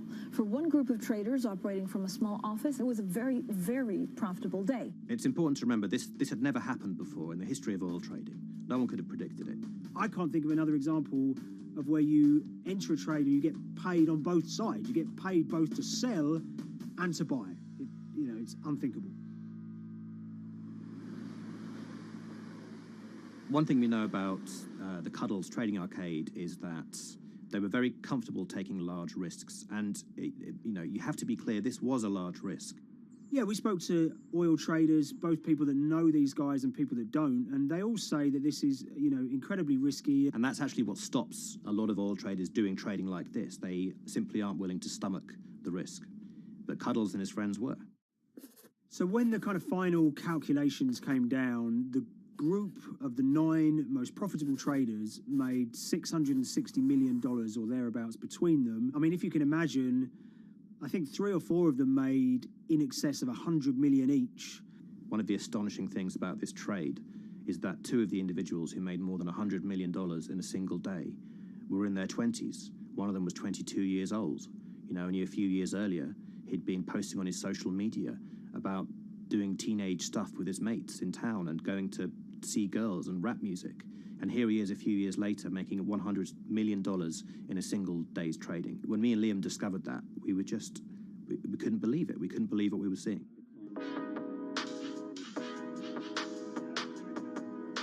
Oil trading is a zero-sum game. Anytime you're making money as an oil trader, someone else is losing it. Amongst the biggest losers were the investors in this Chinese fund, Crude Oil Treasure Fund. There were thousands of them, and they lost everything. Lots of people had put their savings into oil funds. They lost money that day. Big banks and brokers who sort of stand in the middle of trading parties, they lost money that day. And another interesting thing is that oil-producing countries like Kuwait or Canada, they sell oil as an average of the WTI closing price over the preceding month. So the fact that one of those numbers in that average was minus 37 meant, if you can imagine, countries like Saudi Arabia and Kuwait potentially lost a couple of dollars on every single barrel of oil they sold that month. Vega Capital's traders made such an extraordinary sum of money that it was inevitable there would be some scrutiny of what they did. But it wasn't just the sums of money they made. In the vital half an hour before the settlement price was set, they were by far the biggest sellers of oil futures in the market, which is an incredible thing to think about when you consider that the other participants in that oil market are going to be the world's biggest banks, oil majors, BP and Shell, and here you have a group of 9 guys in Essex who are having this significant influence over a global market for oil. I mean, I think you have to assume that if these guys had made $7 million or $10 million, they probably would be celebrating in Essex right now. But the fact that they made closer to $700 million has meant that they are facing understandable scrutiny. We wrote individually to all the Vega traders who did exceptionally well that day, and we got a letter in response from a law firm representing the group. The law firm was at pains to point out, number one, that they haven't been accused of any wrongdoing, that they all traded independently and separately, and they'd basically all made up their own minds that this was what was going to happen in oil markets based on publicly available knowledge, and decided to execute this trade. What I love about these stories is there's a real variance of opinion, and some people will look at what happened and think that must be dodgy. They all traded at the end of the day. They all made a huge amount of money while all these people lost. That's shocking. But lots of people say these guys are at acute disadvantage. They're in a market that's inhabited by, huge technology-driven funds and firms and oil giants that have got all the advantages in the world, and when you get a bunch of Essex geezers who essentially beat the market and find a way to make a huge amount of money, they should get a pat on the back, really, because that's the dream. Since this happened, a lot of the guys have stopped trading the monthly settlements that they'd done so well at in the past. Several of them have set up new companies. They've essentially gone very quiet. Any kind of social media presence they had is kind of closed down. By all accounts, they're, waiting this out. It's certainly too early to try and predict how the regulatory investigations are going to pan out. We just don't know. There's a number of potential outcomes for these guys.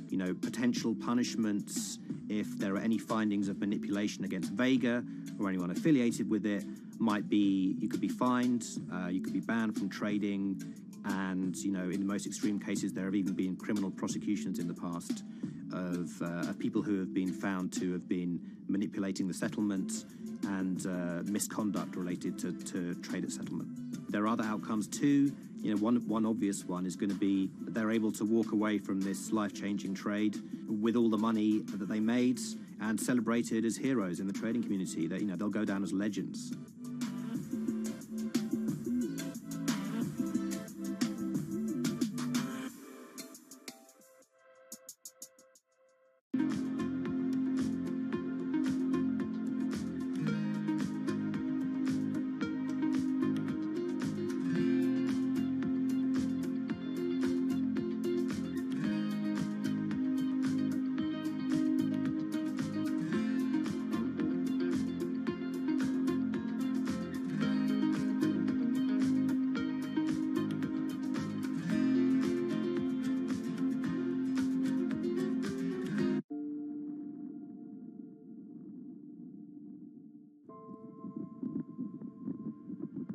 It's very important, given the nature of the climate crisis right now, for the general public to have an understanding of what progress is or is not actually happening. And I think many readers right now, they'll see these hundreds and hundreds of companies making these big, bold climate claims.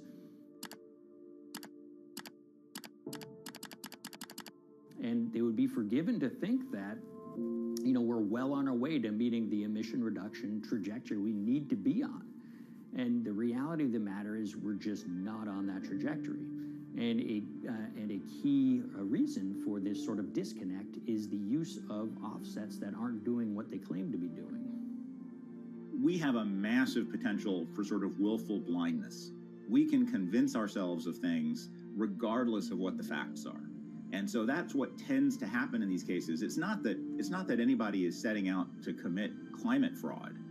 They sort of walk themselves into a situation and they convince themselves of one thing, and that allows them to convince themselves of another thing.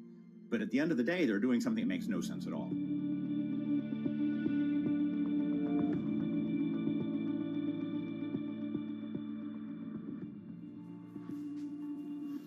My name is Ben Elgin.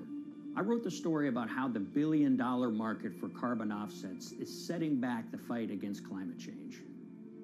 So one of the challenges in reporting on carbon offsets and trying to figure out what's going on is really finding good experts who have been steeped in this marketplace and are willing to candidly talk about it. One of the best people for this is a fellow named Mark Trexler, and I've been talking to him for more than a decade.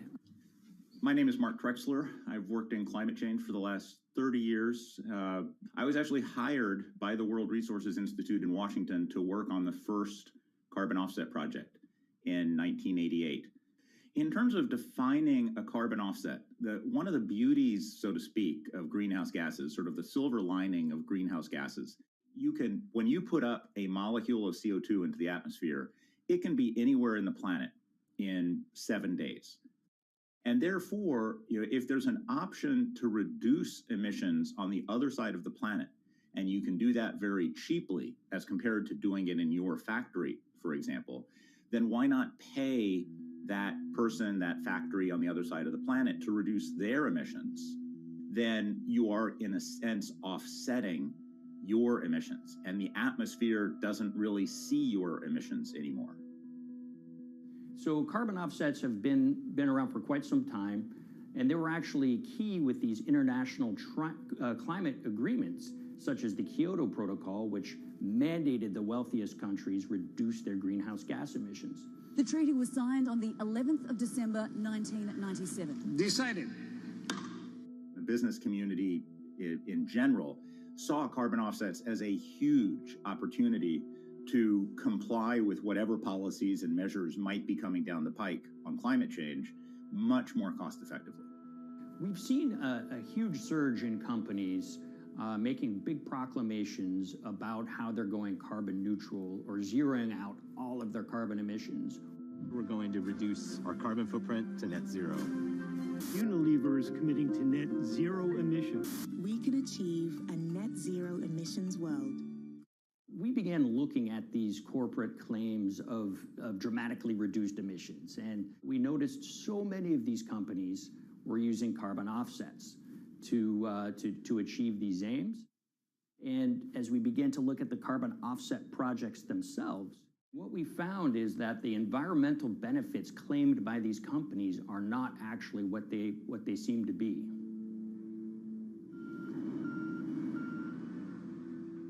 And as we sort of saw and spotted a number of these very aggressive carbon offset projects, which appeared to be generating inflated credits or bogus credits, we saw a number of them were associated with the Nature Conservancy. This surprised us. The Nature Conservancy is the world's biggest environmental group. They have about $1 billion a year in revenues, and they've been around for 7 decades. They've preserved about 125 million acres of land, and they've done so many good works over the years, and they've been very strong in terms of working with corporate partners.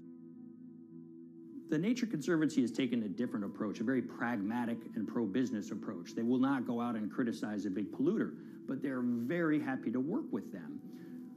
Some might say that, well, that's selling out, but others would say, and those at the Nature Conservancy would say, these companies have deep pockets. They can help fund important preservation work, and we have absolutely no problem working with them on this stuff. So companies are very warm, and they've partnered with the Nature Conservancy for many years. And yeah, it definitely lends a sheen of credibility to these projects. Here's 20 new reasons to visit Disney World this year. 1, 2, 3. If you look at, for instance, Disney, that's a sprawling company with theme parks and cruise lines that burn up diesel fuel. They have office buildings and television studios that consume electricity. So these companies are trying to make major reductions in their carbon footprints, but it's very difficult to change these fundamental ways their businesses operate. So Disney has been a big buyer of carbon offsets that are orchestrated by the Nature Conservancy. One of the projects that they buy from is called Pennsylvania Ridges. And that's a plot of land. Most of the land is actually about a 3-hour drive outside of Philadelphia. Interestingly, this land, 3,000 of these acres, was actually acquired by the Nature Conservancy in the late 1990s. This land was imminently threatened. There was a pending logging contract on this land. So they do what they've done so well for all of these years, which is they go out, they raise money from local philanthropists, and they go buy this land to protect it from developers and loggers. And at the time, according to an archived version of the Nature Conservancy's website, when they were proudly announcing this deal, they said, these threats have been abated because of this acquisition by the Nature Conservancy. So it's really interesting now, fast forward 2 decades to earlier this year when they put forward this carbon project. And if you look through it, this land is a key part of that carbon project. And what they're now saying is this land is now, once again, imminently threatened. 72% of the trees are going to be cut within 5 years. Now, this is just astounding because this land is owned by the Nature Conservancy. They do not clear-cut land that they've bought through philanthropic donations. So this scenario that they've put forward to get carbon revenues is not really plausible. And what that means is when you have Disney coming in and buying these credits, when it eventually lowers its carbon footprint because of these credits, well, that won't be a credible or truthful claim by Disney.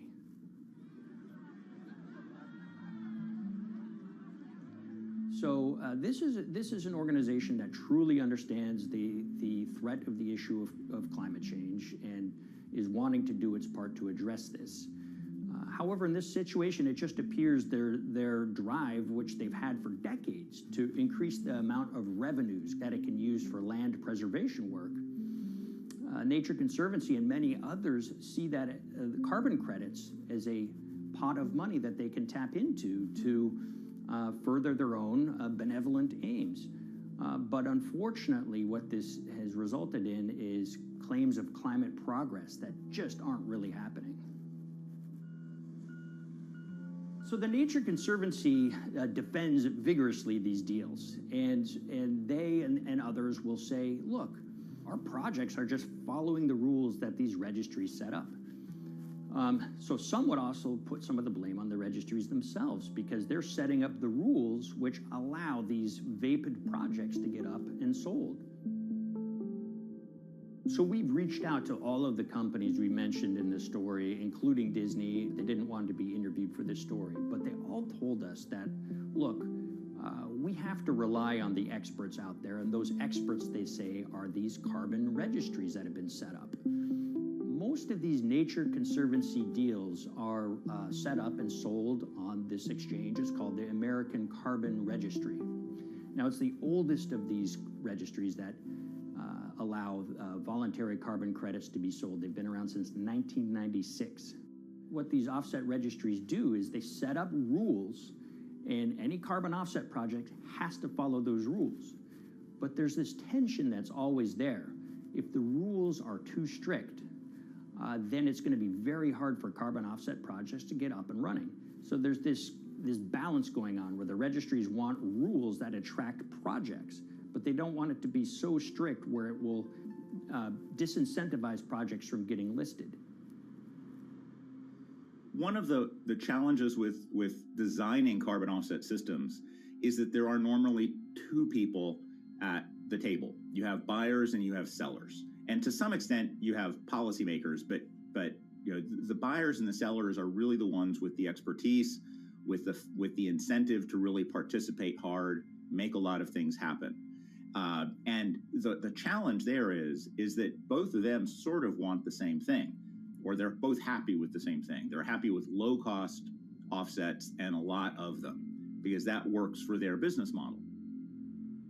You end up, though, with nobody really representing the atmosphere, so to speak. Nobody's really representing the climate in those discussions. And so the policies end up biasing the whole system. And you end up in sort of a race to the bottom. And that's what we've seen happen.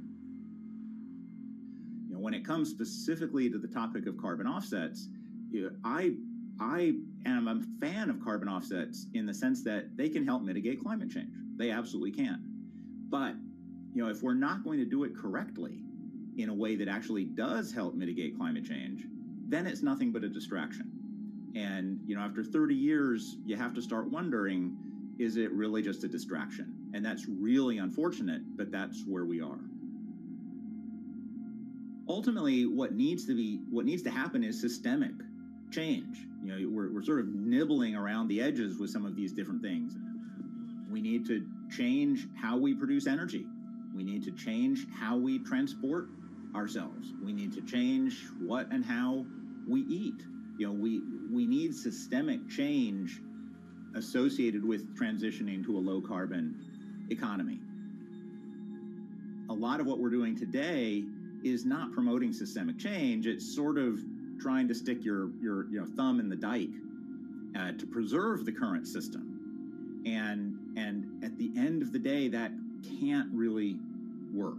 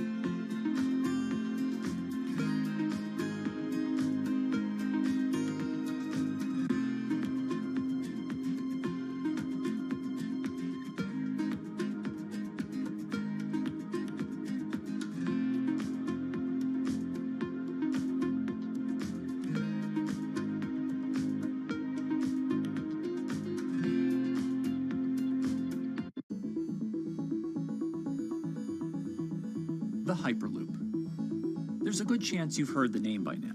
This is the Hyperloop system. It can take people hundreds of miles in minutes. The Hyperloop, a series of tubes that would transport people in pods at ultra-high speeds over long distances. This is a remarkable new form of transportation that can whisk people from city to city in a flash. 29 minutes from New York to D.C., 30 minutes from L.A. to San Francisco. For years, we've been seeing these futuristic, utopian renderings of some cross between a spaceship and a monorail. But lately, the Hyperloop is becoming much more real. Yes! It was surreal to be even sitting inside a Hyperloop, and just even more incredible to actually be like riding down a track in something that was nothing more than a crazy idea 6 years before. Companies all around the world have been developing and testing the technology needed to propel passengers at speeds of over 1,000 kilometers per hour. But for many, speed is only the first step to unlocking the full transformational effects of a new mode of transportation. Fast is what we just sort of take for granted in the Hyperloop world. It's the network effects that really deliver the benefit. And that opens up a completely different scale of economic opportunity.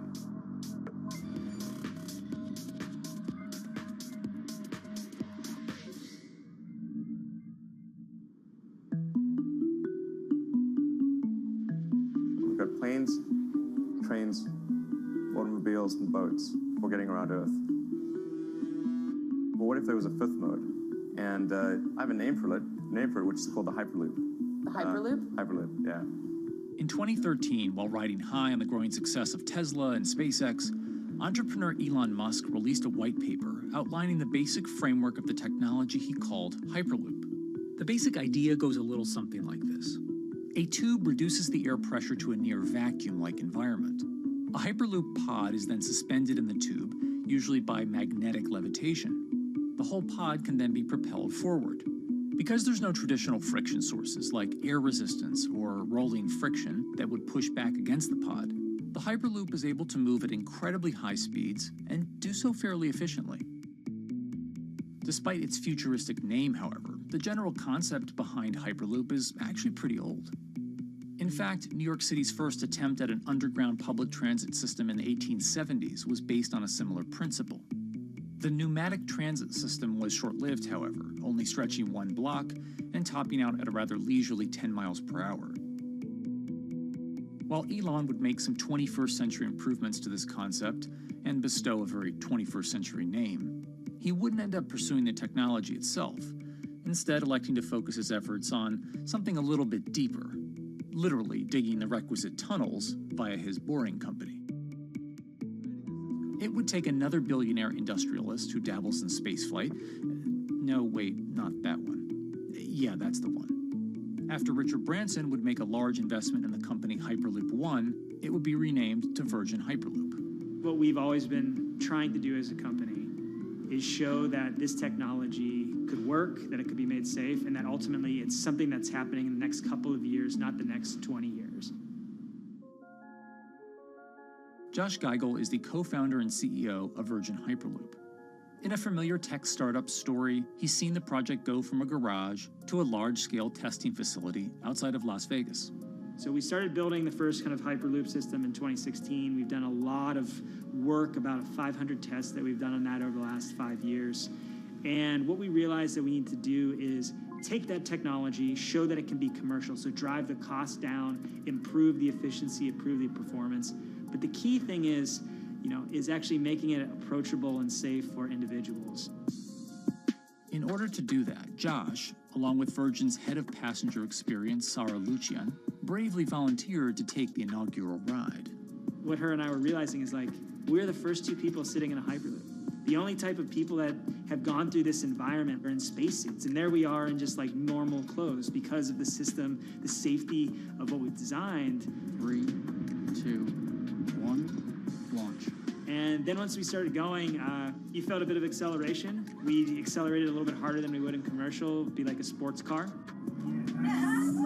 Yes. We got up to about 108 miles an hour on that test. And it's a short run, it's about 500 yards or so, and came to a stop.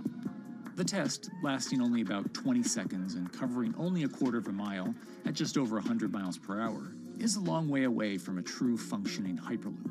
But as for optics, it's a crucial step for the future of funding. The number one question we got from investors or from project proponents or just people in general was is a Hyperloop safe? And what better way to show something is safe than by actually getting people on it? But convincing investors and governments that would likely be fronting some of the construction costs for an unproven technology is no easy task. First and foremost is the question of safety. Most people don't know how an airplane works, but yet they get on an airplane. They get on an airplane because, it's faster than driving, and most importantly, they've probably gotten off of one before, they've seen someone get off of one before. And so what we set out to do was actually show that Hyperloop could be safe with 2 normal people, not astronauts, not adrenaline junkies or test pilots or anything like that. 2 normal people getting on a Hyperloop, and then most importantly, those 2 people getting off.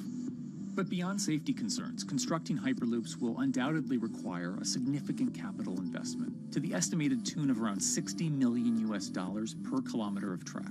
So a track from San Francisco to Los Angeles, for example, is likely to come with a price tag over $10 billion. And before large governments are willing to come in and front those costs, investors who are funding Hyperloop development must accept it as a long-term mixture of technology and infrastructure investing. Investors that are used to short returns because you're developing apps or something to that effect, those aren't the investors that really get excited about Hyperloop. What you start to see is the people that are looking at platform technologies, right? So this idea that because the smartphone existed, Uber could exist, right? So who are the Vanderbilts of this century? And that's the part where you're going to get a lot more no's than yeses. But those people that have the ability, the fortitude to stick it out, to see the game-changing platform here, those are the people that we're looking for. And since we've done that passenger test, there has been a lot of interest that's really, this is a lot sooner than I thought.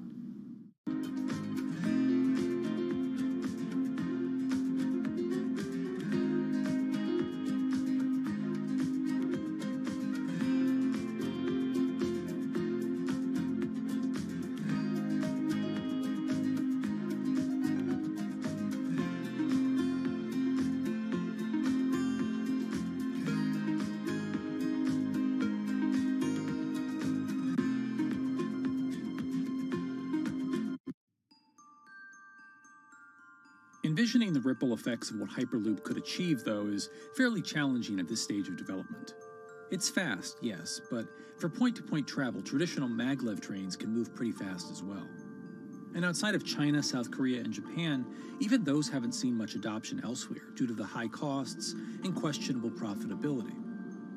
The Shanghai line in China, for example, loses around $100 million every year. Hyperloop companies, however, believe they can offer something different than traditional railway lines. My name's Alan James, and as far as I know, I'm the only guy on the planet who's written a government-level business case for 300 kmh conventional high-speed rail, 500 kmh maglev, and 1,000 kmh Hyperloop. It's fundamentally about moving people from where they are to where they want to go, when they want to make those journeys, and doing it in much smaller numbers. So pod designs for Hyperloop range from 12 to 28 seats, typically. Why are they small? It's because small enables the network to operate flexibly. And a great example of that is the east-west strategic route across the north of England, from Liverpool to Manchester to Leeds. So to get from Liverpool via Manchester to Leeds by train is just short of 2 hours today. It'll probably take you 2 hours driving as well in average traffic conditions. Net result is those three city regions remain three separate entities: Liverpool, Manchester, Leeds. There's very little commuting traffic between those urban areas. Hyperloop absolutely changes that from the ground up. Liverpool to Manchester is a 5 or 6 minute journey. Manchester to Leeds is also a 5 or 6 minute journey. What that effectively does is create a single supercity economy. In this vision, the Hyperloop acts a little more like a highway, where pods have fixed destinations and don't need to stop along the way. Meaning you can travel on a Hyperloop network from, say, Liverpool to Leeds, while the pod behind you travels from Liverpool to Manchester. And if that metro Hyperloop network is connected to other networks from the same location, you could travel from Liverpool to Paris or Liverpool to Amsterdam, all without making a single stop. For passengers, for business, for leisure, that is utterly transformational. For high-value freight and logistics, it's equally transformational. But critically, if you do a Hyperloop network at scale, you begin to deliver massively significant carbon savings too. A multi-regional Hyperloop network could become a replacement for both short-haul passenger and cargo flights and traditional ground transportation, both of which are significant carbon producers. One Hyperloop-connected distribution hub, perhaps at an airport that is predominantly used for international air freight, replacing maybe 10, 12, 15 distributed road hubs. It takes a lot of polluting and inefficient truck haulage off the roads. That itself means roads gain extra capacity. Hyperloops will still need to use electricity to both move pods and maintain the near-vacuum environment in the tube.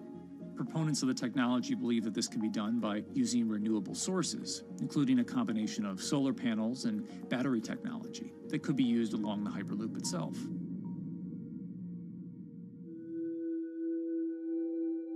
But even with all multipliers of time and carbon emission savings that a Hyperloop network may provide, the investment capital required to actually build such a network becomes even more economically and politically daunting.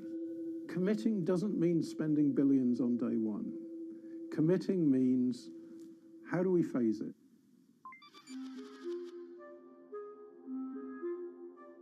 One company in the Netherlands is working to develop that technology, and perhaps more importantly, the international coalition needed to make the Hyperloop network a reality.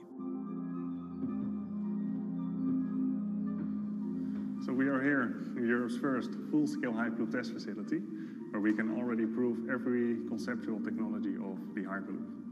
This is Tim Houter, a co-founder and CEO of Hart Hyperloop, headquartered in the city of Delft. And while this testing tube might not seem as large as others, inside is a key technology to create the on- and off-ramp type infrastructure of a Hyperloop network. That is, a lane switch. That's something we can already test here. You can actually see it here, that the track is diverging from one track into two. That makes it possible to eventually split up the Hyperloop track in two sections. And in that sense, you can create a complete Hyperloop network that in the end will make it possible to travel, for example, over a whole continent. Take Europe, for example, with the same ease as you can now travel with a metro in a city. The nice thing about this magnetic levitation system that we've developed is that there's absolutely zero moving components in the track. So for example, if you have to do a lane switch, all you do is that the tube basically splits up, and statically the tracks also split up.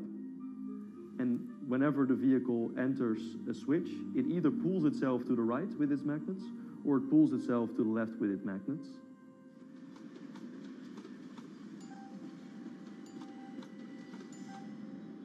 Lane switching on traditional rail requires the physical movement of the rail. Even modern magnetic levitation tracks use lane switching techniques in order to transfer trains from one track to another. And this is a very crucial element, because this is the thing that limits the capacity and, in the end, the usefulness of the rail network. Because the moment that a track is switching, that means that at that moment you are creating an unsafe environment for the trains behind it. So you need a lot of space between trains. But in a Hyperloop, because you have no moving components in the track, all the vehicles can be much closer to each other. You can achieve a very high frequency and basically have your vehicles moving and merging in and out of the network very much like a highway. For now, though, HART's physical testing has been limited by the size of their tube. Because the test track is only 30 meters long, they haven't tested this lane switch at speeds greater than 20 kilometers per hour. However, the company is working to build a new test site where it plans to increase that testing speed to 300 kilometers per hour. We're now in a phase where we have proven most of the most important technologies in the test facilities that we already have. And we have also demonstrated the viability and the feasibility of a network.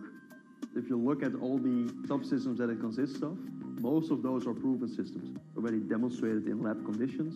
So we don't really believe that the technology itself is going to be the biggest challenge. Because for all Hyperloop companies out there, actually building a Hyperloop system requires more than just a good product. We're talking about the safety aspects, we're talking about integration into the environment, we're talking about the social aspects. Do people feel comfortable traveling in such a system? So it's about all these different aspects, and the complexity is really getting all the different stakeholders that are relevant and that do need to contribute to bring this to market, to get them all following the same roadmap.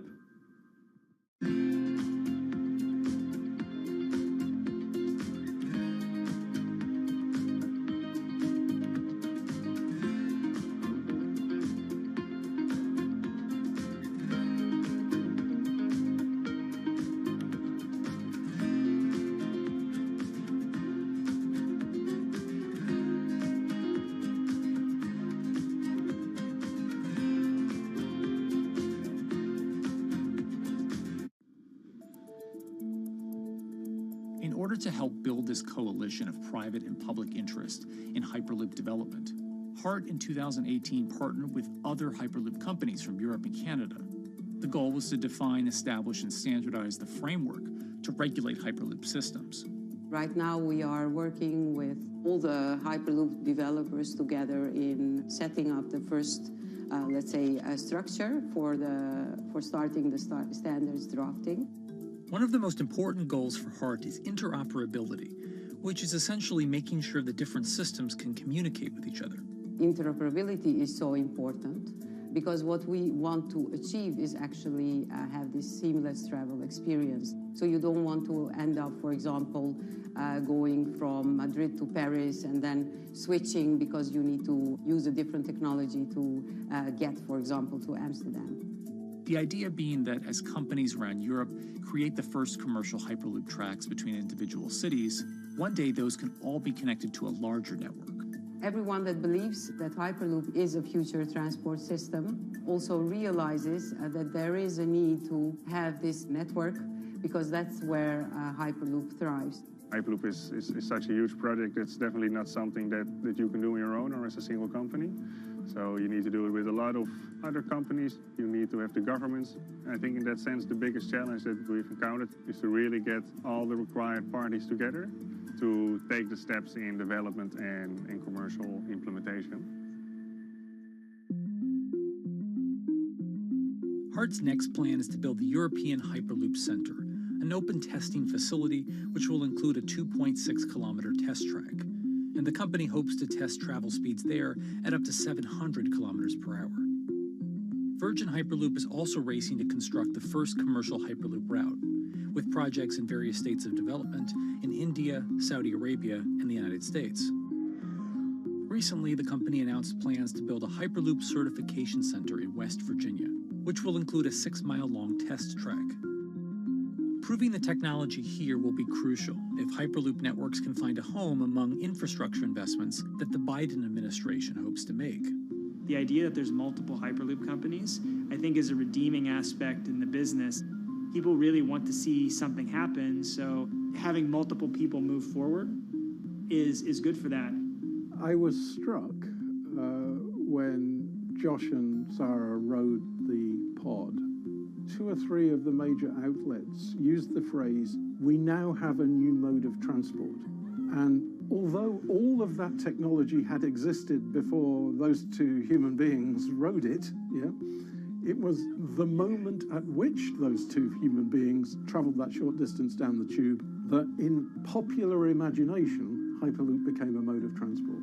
The metaphor I use with my team is that, the Wright brothers were first, but none of us fly on Wright Brothers Airlines anymore. If you don't continue to innovate, you're not going to be around, and so we'll continue to be at the forefront of building Hyperloop. Back in 2013, Elon had an idea. I think the difference now in 2021 is some brilliant engineers have spent real time grinding out the details. And I thoroughly expect the next 3 to 5 years to be decisive.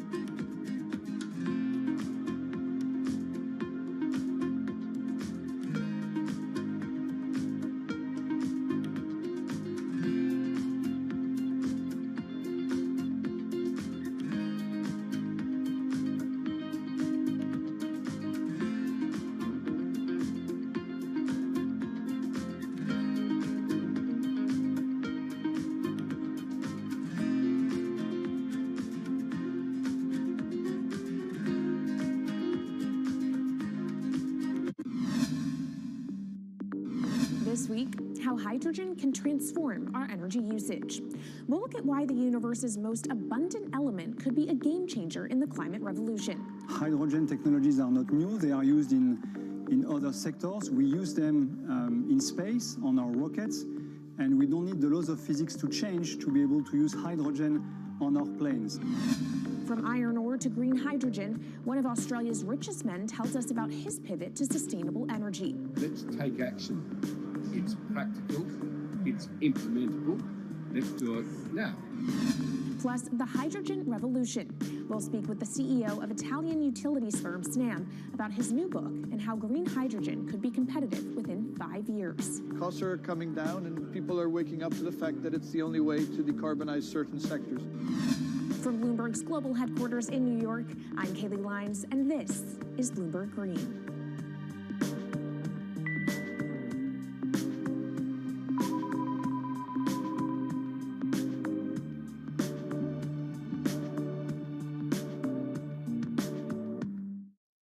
It's a new year, so here at Bloomberg Green, we're highlighting new solutions in the fight against climate change.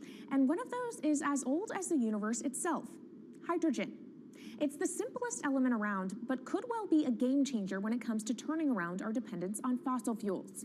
Today, hydrogen is used in the chemicals industry to produce petroleum products. It's also starting to be used in steel production, an industry under a lot of pressure to decarbonize. But it has far more uses as well, from powering cars to heating our homes. And Bloomberg New Energy Finance sees a seismic shift in the sector in the next 10 years as green hydrogen squeezes out dirtier alternatives. So-called gray hydrogen dominates today. But as renewable electricity gets cheaper and more accessible, so will green hydrogen. In this week's edition of Bloomberg Green, we'll explore what this push into hydrogen means for tackling climate change. We'll hear from Australian billionaire Twiggy Forrest about his pivot from iron ore to hydrogen, and we'll also speak with the CEO of Italian utility company Snam about his book, The Hydrogen Revolution. But first, what are we using hydrogen for? And why does it actually matter? Christine Lee Edwards explains.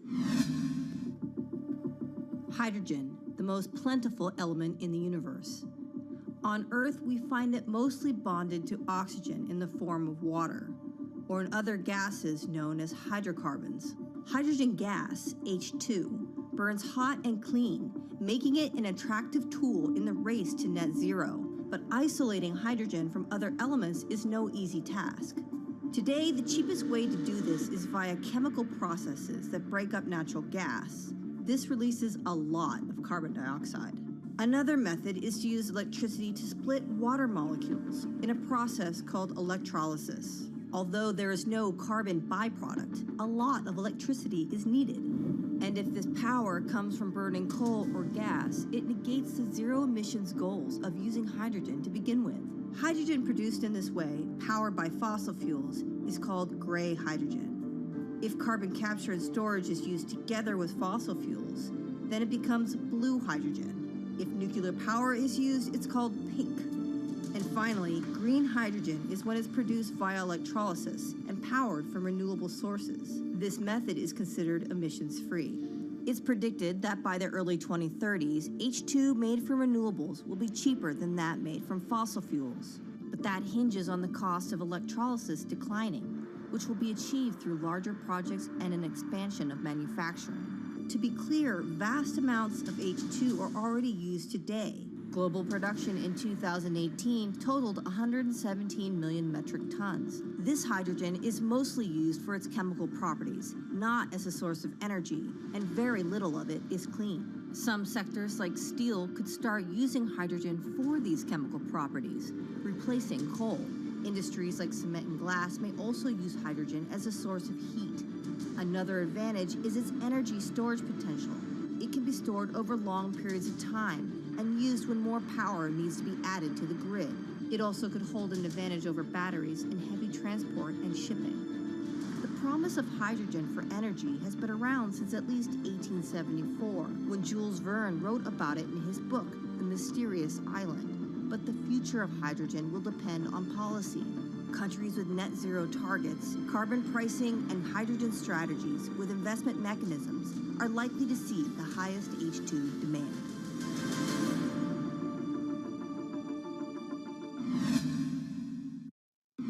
That was Bloomberg's Christine Lee Edwards explaining what hydrogen means for the energy transition. But how are businesses approaching the sector? Well, one of Australia's richest men is making a big play into hydrogen. Andrew Forrest, better known as Twiggy, made his fortune from iron ore, being the chairman, former CEO, and major shareholder in Fortescue Metals, one of the world's biggest miners. But after having made over $10 billion in profit from the metal in the last fiscal year, Twiggy wants to transform Fortescue into a clean energy company. He's been scouring the planet in search of investment opportunities in hydrogen and renewables. The firm plans to allocate up to 10% of its annual profits for green energy investments and is exploring projects across the globe, from Indonesia to Argentina. Francine Lacqua caught up with Twiggy Forrest. There's only one type of clean hydrogen, all the rest is dirty. Yeah. That is green. If you just say green hydrogen is clean, the rest is dirty, then you've actually nailed it. And, you know, anyone else who produces any other rubbish, any other argument, just look them in the eye and say, why is global warming accelerating if anything you're saying is true? And then you'll know, actually, it's greenwashing. Yeah, but there's a lot of greenwashing because I keep on being told it's a transition. We can't just, make the transition at a click of a finger. So what are we doing wrong? What can we do better? I don't remember the personal computer having to transition the typewriter. I really don't remember that. I don't remember the smartphone having to transition the pocket calculator and the old landline. You know, its transition line is complete rubbish. The lie got put to it 2 days ago when JCB, a really loved British company, every right for the country to be proud of JCB, and Fortescue, holding a bit of a similar reputation, fantastic track record, everyone's been super well from Fortescue, huge balance sheet, super strong. When those two companies got together and agreed a $7 to $9 billion US agreement per annum, right, then that's a real wake-up call to say, hang on, green hydrogen is obviously commercial now. You know, every other form of fossil fuel hydrogen, you know, it can compete with it on price, it can probably lose on price, but what we know, it is cooking the planet. And only green hydrogen, zero methane, zero carbon in the supply chain. Don't worry about the molecules in the supply chain. But at the moment, we're not even phasing out coal, if you look at the G20 communique. So we have a long way to go to talk about only using green hydrogen. Yeah, so look, I have a call, which I'd like to make now, that the world should not fund any more coal-fired power stations, coal mining projects, ever. We should wind them down as quickly as possible because they are cooking the planet just like grey and blue hydrogen is cooking the planet.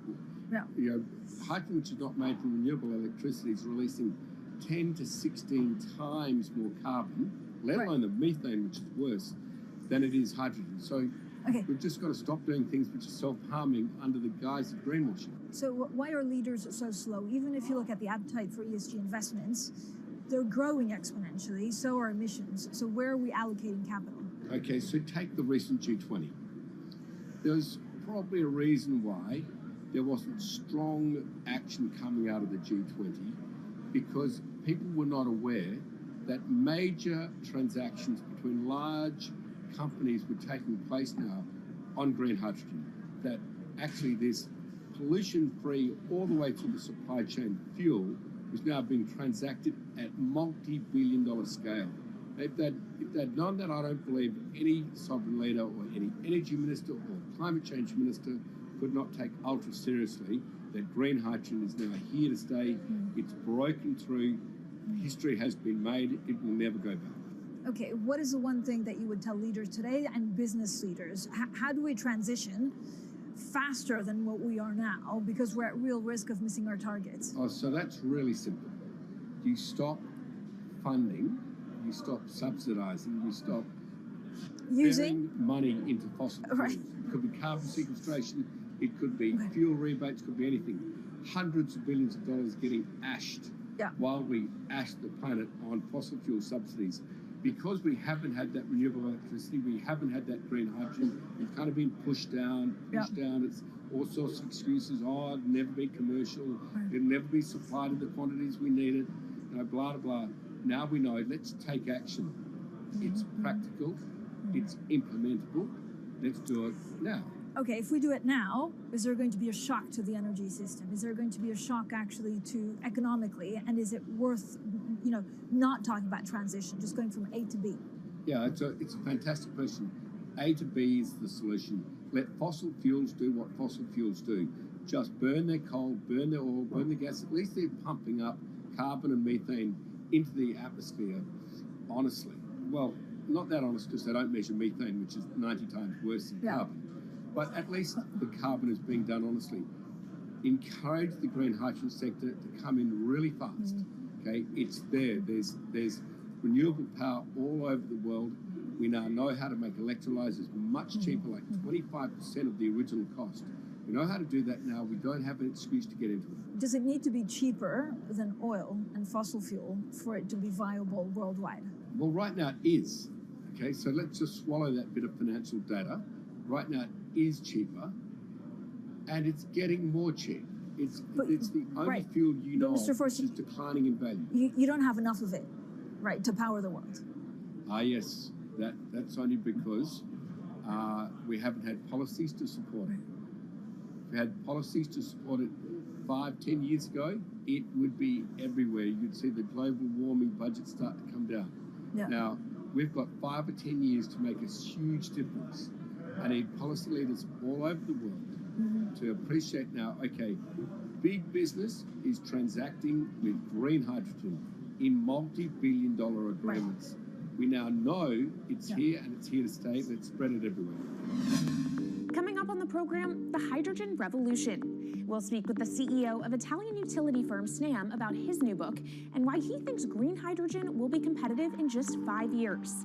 Plus, how are airlines working to become more sustainable? We'll look at how Airbus plans to step up in the climate fight. This is Bloomberg Green.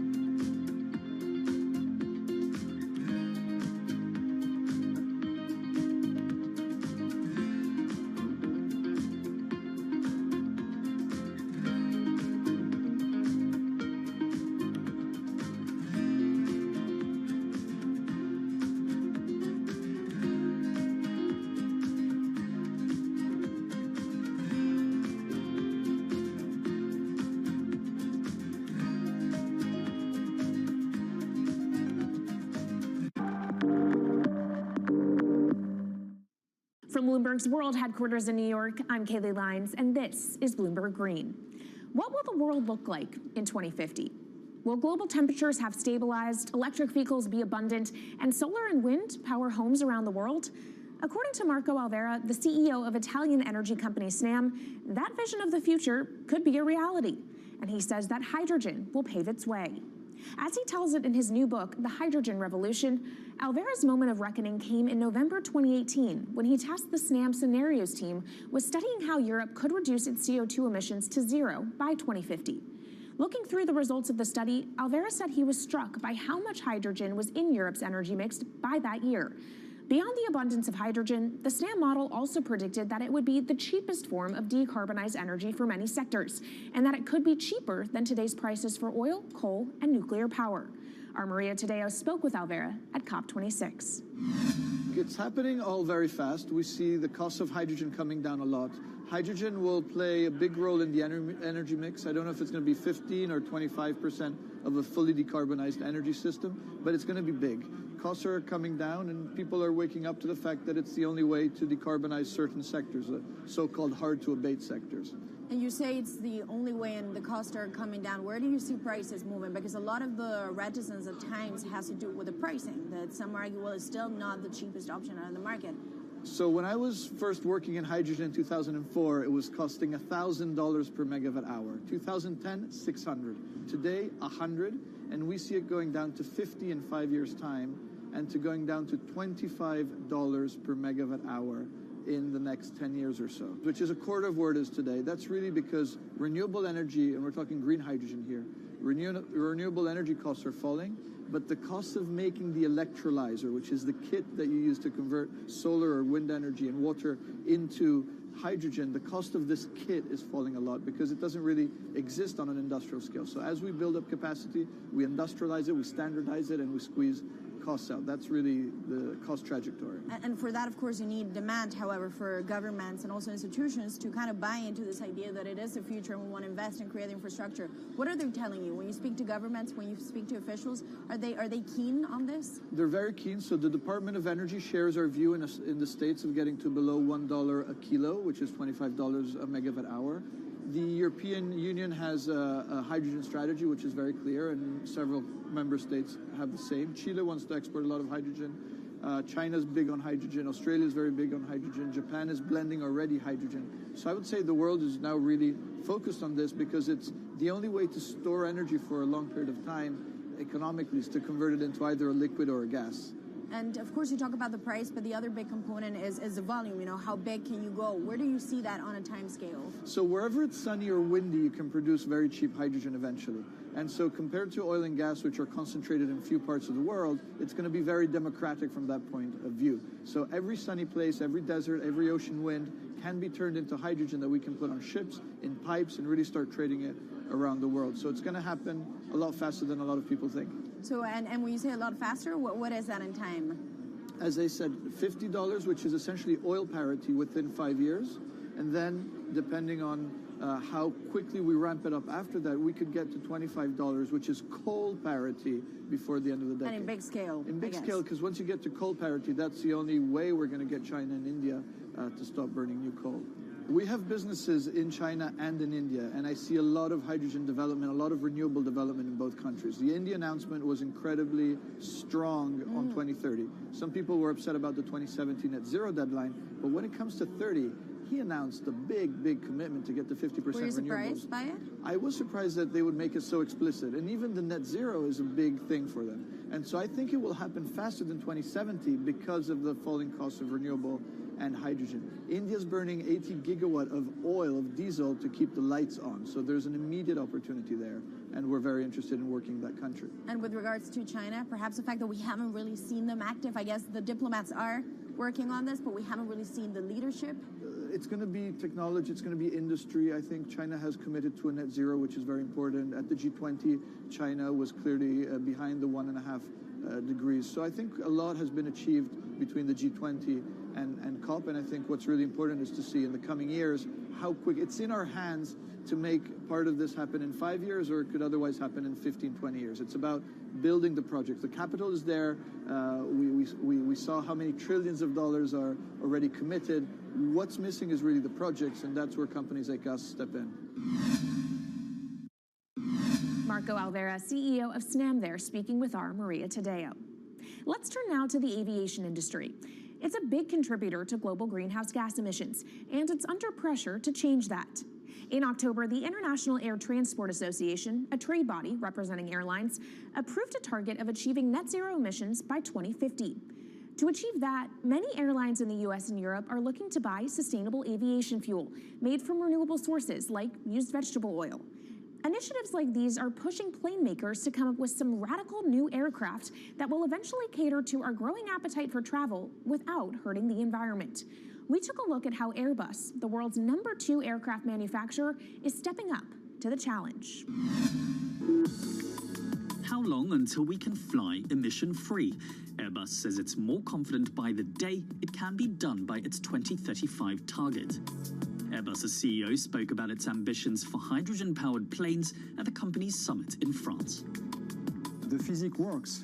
Hydrogen technologies are not new. They are used in other sectors. We use them in space on our rockets, and we don't need the laws of physics to change to be able to use hydrogen on our planes. So every day we become more confident, but we think we need to have a plane, we need to have the right fuels, the hydrogen available in the right quantity at the right place at the right time, and we need the regulations to be ready. So we really need the work and the collaboration of many people around the globe to make it happen on time. But it could be a long wait until green passenger jets go mainstream. Larger aircraft with more than 150 seats are not expected to feature globally until about 2050. That means manufacturers and airlines today are under growing pressure to ramp up short-term innovations to cut their carbon. In the long term, meeting the ambitious plans for so-called green hydrogen means building a giant industry almost from scratch. To make that happen, British airline EasyJet is among those saying governments need to get involved and fast. Aviation's emissions over the last 3 decades leading up to the pandemic grew by about 80% to over 1 gigaton, and that's projected to double by 2050. According to Bloomberg NEF, about half of the airlines with the largest global market share have set net zero targets by that same date, nearly 3 decades away. Coming up, from blue sky projects to the bottom line. We'll speak with our Bloomberg NEF expert Meredith Annex and dig into their models about how hydrogen fits into the future energy mix. This is Bloomberg Green.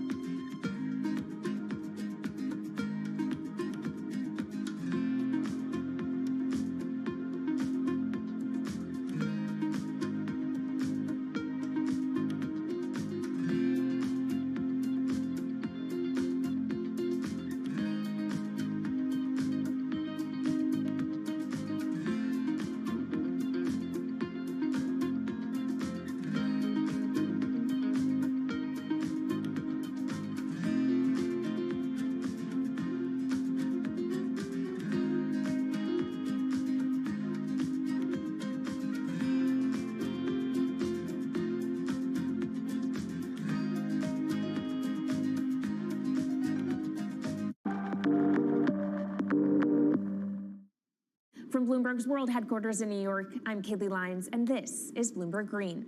Now let's bring in Meredith Annex, our Bloomberg NEF hydrogen specialist, to talk more about how hydrogen could change the energy landscape. So Meredith, what place do you think hydrogen is likely to have in the future energy mix globally?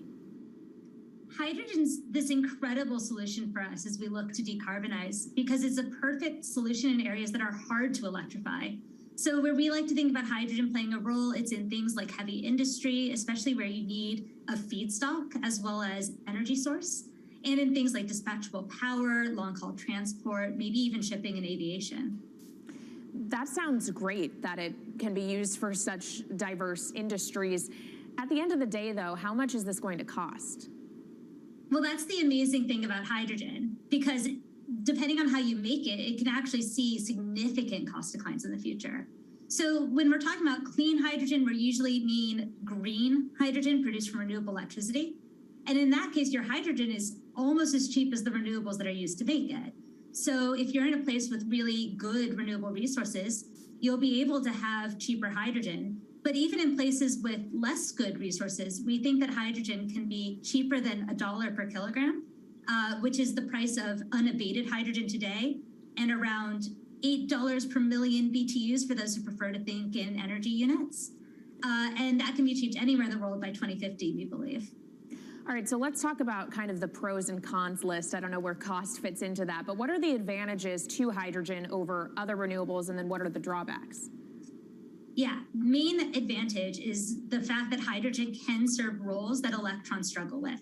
And that's things like seasonal storage, for instance, or just anything where you need storability, where electrons are harder to store. Hydrogen is going to be easier. That also leads to a downside, though, because hydrogen is less energy dense than the usual things that we use for storable energy today, like coal or oil or natural gas. So you will need more volume of storage to handle the same amount of energy. Let's talk about the viability as well and how it may differ in different geographies. What is your view on that?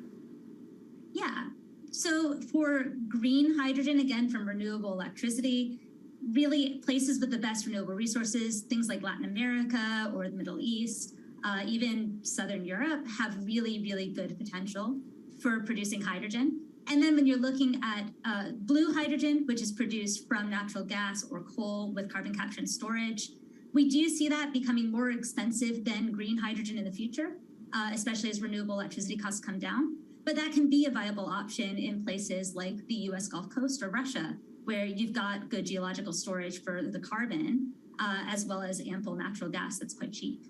All right, great breakdown. Thank you so much to our Meredith Annex, our Bloomberg NEF hydrogen specialist. And of course, you can get more from the Bloomberg NEF team on the terminal and online. And they've recently done a podcast called Hydrogen 101 as part of its Switched On series. So from iron ore titans pivoting to cleaner energy to talk of a hydrogen revolution, that's it from this week's edition of Bloomberg Green. We'll be back next week with a deep dive into the state of electric vehicles. And you can keep the conversation going by following us on YouTube, Instagram, and Twitter @Climate. I'm Kaylee Lyons from Bloomberg's World Headquarters in New York, and this is Bloomberg Green.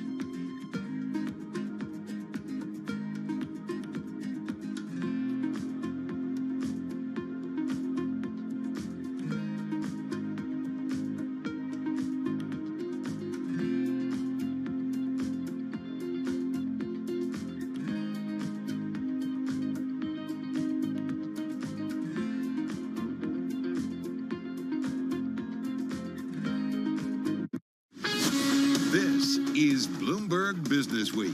Insight from the reporters and editors who bring you America's most trusted business magazine, plus global business, finance, and tech news as it happens. Bloomberg Business Week with Carol Masser and Tim Stenevec on Bloomberg Radio. And a very good afternoon, everybody. Happy Friday. Yes, it is Friday, February 17th. We're making it. Halfway done. We're halfway through the month. Isn't that amazing? It's crazy. February goes so fast. Which is why we're going to have an expanded market conversation, a great group in studio, and we're going to talk about kind of where we are so far in the trade. Yes, this is Bloomberg Business Week. That voice you heard, of course, was Madison Mills of Bloomberg Quick Take. She is in for Tim, who is on leave. I'm Carol Masser. We're going to talk about the market because we do have stocks down, continuing to see some pressure as a result of all the Fed speak. So much Fed speak this week that we're going to dive into, but we've also got some companies to look at. We're going to do a deep dive into AMAT and Deere, of course. Yeah, companies really trading on fundamentals following earnings. We've got a hedge fund scorecard for 2022. This is among our most read stories on the Bloomberg. Such a good story. And we've also got to talk about the one-year anniversary of that Russian invasion of Ukraine. Who knew about this ammo shortage, Carol? Yeah, you know, Joel Weber has been talking about this, so we're going to get the breakdown on that. We're going to talk a bit more about Florida's hot real estate market. Got a great voice, the president of One Sotheby's International Realty. And then we're going to talk about how to have a better midlife crisis. So it's not just about buying a car or leaving your spouse. I'm just going to tell you, that's not what it's just about. All right, let's get to it. And let's get a check on the trading day. Here is Charlie Pellet. Hi, thank you very much. And here's what's going on. Red on the screen right now, just like my Corvette. We have got the Dow, the S&P, NASDAQ, all moving lower with the S&P down 28. Drop of 0.7%. The S&P right now, 4,061. Equity index is sinking as various Fed officials weigh in on the pace of tightening needed to bring inflation back to their 2% target. Look at the Dow right now, down 3 points, flat on the day. We have got NASDAQ down 136, a drop there of 1.1% on the NASDAQ Composite Index. 10-year yield, 3.82%. We've got the 2-year, 4.62%. Spot gold up 0.3%, 18.42 the ounce. And West Texas Intermediate crude down 2.9%, 76.24 barrels. So the Federal Reserve and inflation very much on everybody's mind. Beata Kerr is co-head of investment strategies at AllianceBernstein. The story is all about disinflation, and we are not willing to give up on the disinflation story. We just think it's going to take time. The goods have declined, and if you look at the CPI basket, that's a third. The other 2/3 is clearly the problem today. So we've got owner equivalent rent, which still has to decline, but normally that takes 15 months after the CPI peaks. So that could be a quarter or two away from now.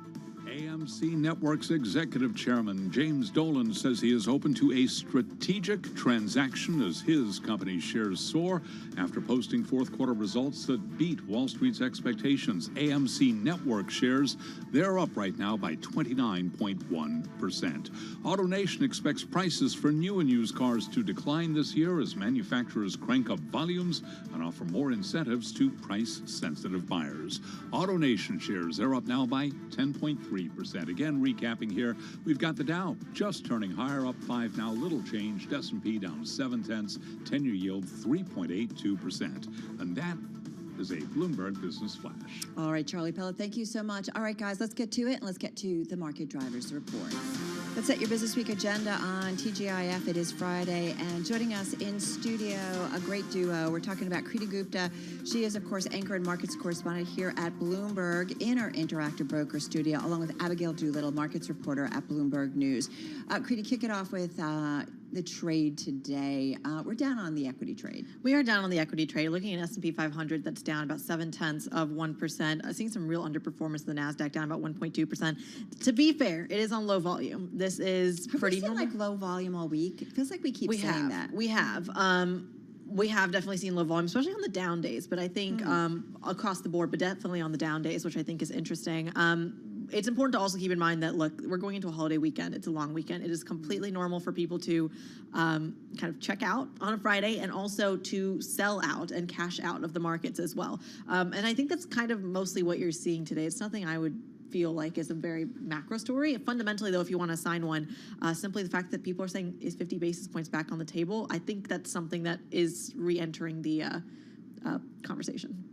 What do you see now? Yeah, great point actually on the long weekend. I hadn't thought of that, but that's absolutely correct. That It a lot was of times so quiet when I walked into Bloomberg this So morning. quiet. It was lovely. I loved it. Fridays. Very quiet. Yeah. My Metro North into the city was so quiet. You can't even believe it.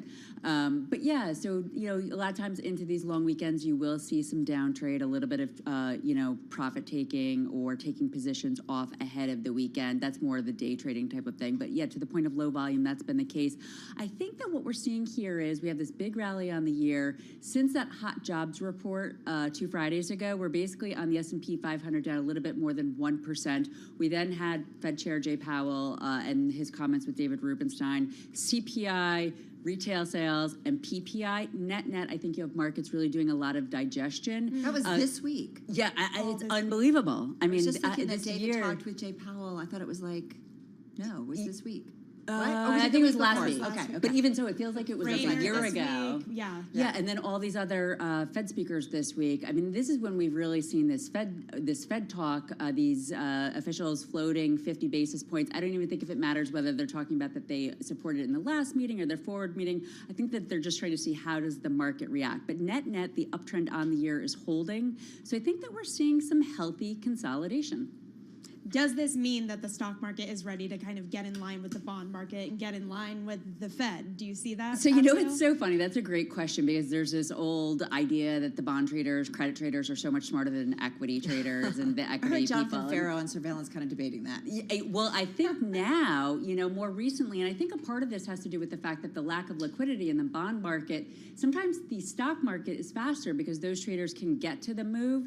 I think it's the bond traders that have really gotten caught off sides much more than the stock traders, because last year the stock traders, it seemed as though there was some macro uncertainty. There's the possibility of a recession. It hasn't happened yet, but the S&P 500 is a forecasting tool out 6 months. Meanwhile, the bond traders, up, down, up, down, up, down for our listeners who can't see what I'm doing. So yeah, maybe there's going to be some agreement between them in the future. All right, I do want to bring you into the conversation because I did say it was going to be an extended roundtable. We're going to get to Esha Day in just a moment. In the meantime, I do want to continue with Kriti. I mean, Kriti, it is kind of interesting. I mean, the amount of information that has been coming at investors, and specifically, it's economic data points, it's Fed speak, and I keep thinking about the Fed saying we're going to be data dependent, and we are very much trading from data point to data point. Yeah, we really are. And for the record, no bond traders are not smarter than equity traders. Every bond trader will tell you that, and it's not true. They're all equally ridiculous. Just kidding. We love our traders. Anyways, the Fed story, yes, it is data point. But look, when is it not? And I think right now it's even harder to predict because the playbook is so different. If you're looking at the last tightening cycle in 2016 to 2018. It was a period of hiking, a period of tightening that was then met with an equity rally driven by tech stocks, by the way. So the playbook here isn't as simple as it has been in the past. You saw it in the 90s as well. It's been kind of the same playbook except for 2022 because the same factors aren't applying. You can't see the strong of a labor market. You can't see the strong of, say, travel demand even. Things were supposed to pop by now and they haven't. So the real only kind of roadmap that we really have is the economic data point, which brings me to next week, that PCE deflator. There's a lot of emphasis being put on that. Well, and to be fair, there's a lot of economic data points before we get to the next Fed meeting, and all of the Fed members are going to remind us that, and before we get a new update on their projections. So they will say that, listen, they are too living from data point to data point before they can figure out exactly what they're going to do. And I think that's an important reminder to us that despite what the markets say and what the expectations and sentiment, ultimately it's going to be down to what the Fed, when they go to meet in March, what they see in front of them. Well, that's a great point, Carol. You've really reminded me of just how creative they are. And Jay Powell, actually, last week, he said when the first question right out of the gate was, we had that hot jobs report. Is that going to change your mind? Are you going to be hiking more quickly? And Jay Powell said that's not the way it works. One report, a trend does not make. So if we have another month of data points that speak to higher inflation or the disinflation, a lack of disinflation that they were talking about, I think that that's the kind of thing that could sway them over time. But I think it takes weeks and weeks and months of data points. And the other thing, and this is just my own little theory, I could be totally wrong, but in terms of the Fed speak, so Fed Chair Jay Powell last week, he really said nothing new, but I think he was trying to give the sense that, inflation is high, They're not going anywhere. There's no reason to think that there's like a dovish Fed. They are in hiking mode. But he did it in a very gentle way. At the end of that conversation, kind of tightened up on it, tried to move away from the term disinflation to one that I don't recall right now. And then you have all these Fed speakers, again, with the 50 basis points. I think that they float these ideas, and then the ones that the markets latch onto and go into the markets, then they sort of evolve forward. The Fed meets the market, and the market meets the Fed. Now, but ultimately, to your point, the Fed's in charge. I guess I have to wonder, though, what did markets look like when the Fed was not being hawkish at all? Like, what was the market trading on back in the early aughts when it was just big tech? Or in terms of, like, at the early part of the last decade? Yeah. It went higher because they were putting liquidity into the system, and so it was a time of easy money. It was like a little mini pandemic. But the funny thing is, out of the GFC, when they all of a sudden did, they had a number of accommodative positions. They then also added to their balance sheet in QE1, QE2, QE3, and then I think there was QE Infinite, which obviously then came off. But that added a tremendous amount of liquidity that fueled generally stocks higher. There were bouts of volatility because there's a lot of fundamental uncertainty. But yes, so now to your point, now that we're in this tightening mode, it creates a different type of uncertainty, but it seems as though traders are wrapping their heads around it. They're getting used to this quote unquote new normal. Well, and I think that's a good point. Creedy, talk to me about bond ranges, because this is something you always emphasize, and and you do this too, I feel like, Abigail, with in terms of, ranges and, when we break out of a technical trade, if you will. But in terms of the Treasury trade, have we broken out at all? We have and we haven't. So we have in terms of the range that I like to look at from Priya Misra over TD Securities. She said 325 to 375. I'm just looking at a chart here. On the 10-year? On the 10-year. I don't want to look at the 2-year because it's kind of tied to the Fed, and there's some wonky kind of Fed swaps terminal pricing there. If we go down to the 30-year, there's like mortgage convexity and all sorts of nerdiness I don't want to get into. So the 10-year is long duration. way down. Obviously, so is the 10-year, but still. I'm still thinking about my midlife crisis. So anyway, go ahead. But the 10-year, I mean, if you just look at the chart, and Abby can probably correct me on this, which works beautifully on radio talking about charts, but you're kind of seeing this average kind of double bottom at about 350, which is, I think, relevant. The bottom of that, 333 is what I'm seeing when you look at those. So 350 is kind of the bottom level. When you look at the top of it, of the range, I'm looking at 391, which is exactly where we're hitting. I think today, intraday, we hit it. We hit 392. So 391, 392, and you can immediately see the yield kind of fell off of that. So hits and goes back. Exactly. So for me, I think the range is 350 to 390. But it has broken into some other ranges, like the 370 was a big one, 380 was a big one, and it's just kind of climbing back. When you see it sustainably over 4%, I think that's when it's kind of seeped into the messaging that, okay, the Fed is going to go way more hawkish than we thought. I want to bring Esha Day into the conversation. She's equity markets reporter at Bloomberg News, and she's got a column certainly out there, the Taking Stock column today, and she talks specifically about the broad breadth that we've seen, specifically in the equity market. Esha, come on in the conversation. We're here, Madison Mills, myself, and Kriti Gupta, and Abigail Doolittle. Tell us about what you wrote about and what's significant about the trade that we've seen so far here in 2023. Hi, and sure, and thanks for having me. So absolutely, the tea leaves that I was reading essentially, and I was looking at what some of the strategists and market experts are really looking at was that right now as Kriti mentioned, the mood in the market is pretty cautious. It's pretty gloomy. But if you look back at the equity rally that we had, and that a lot of market experts were really seeing that were kind of flying in the face of the market reality, was kind of concentrated in this high growth, riskier, speculative names. There was this analysis done by some strategists at BMO who are saying that actually, wait a bit, that rally that we saw was actually far more broad-based than just being driven by riskier stocks or speculative names. They found that market breadth is showing that the performance that we saw in the markets was actually pretty fairly distributed across market caps, which they think speaks for a broad optimism, a much broader optimism than what initially people were thinking. They were also seeing that market breadth was improving pretty rapidly. So at the end of 2022, they saw that about 40 to 45% of the stocks in the market were trading above their 50-100 to 200-day moving averages. And that number, as of now or as of yesterday, was standing at about 70%. So market breadth, of course, is also improving right now. And that, I think, kind of speaks to the idea that even if we see some kind of an imminent decline in the market, given all the data and all the hawkish Fed speak, it kind of gives the support and tells us that maybe we will not dip below the lows that we tested in October. I'm going to say that Maddie and I, you guys too, we talk to a lot of market strategists. I do feel like there's optimism out there in the market. The sentiment is more glass half full, and people are backing off recession or, soft landing without the landing. Like, we're just feeling that. And I'm curious what you got. I mean, Maddie, right? It feels like that from our conversations. It does. And I wonder, Kriti, if you want to pick up on that from the perspective of today. Yeah.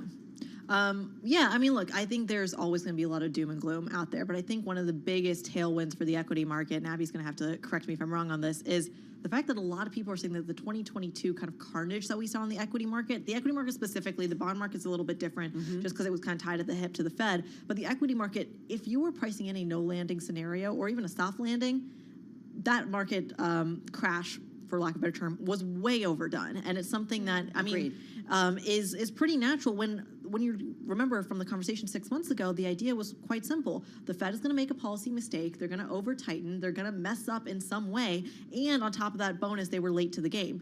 Pricing in all of that is going to lead to the red on the screen that we saw last year.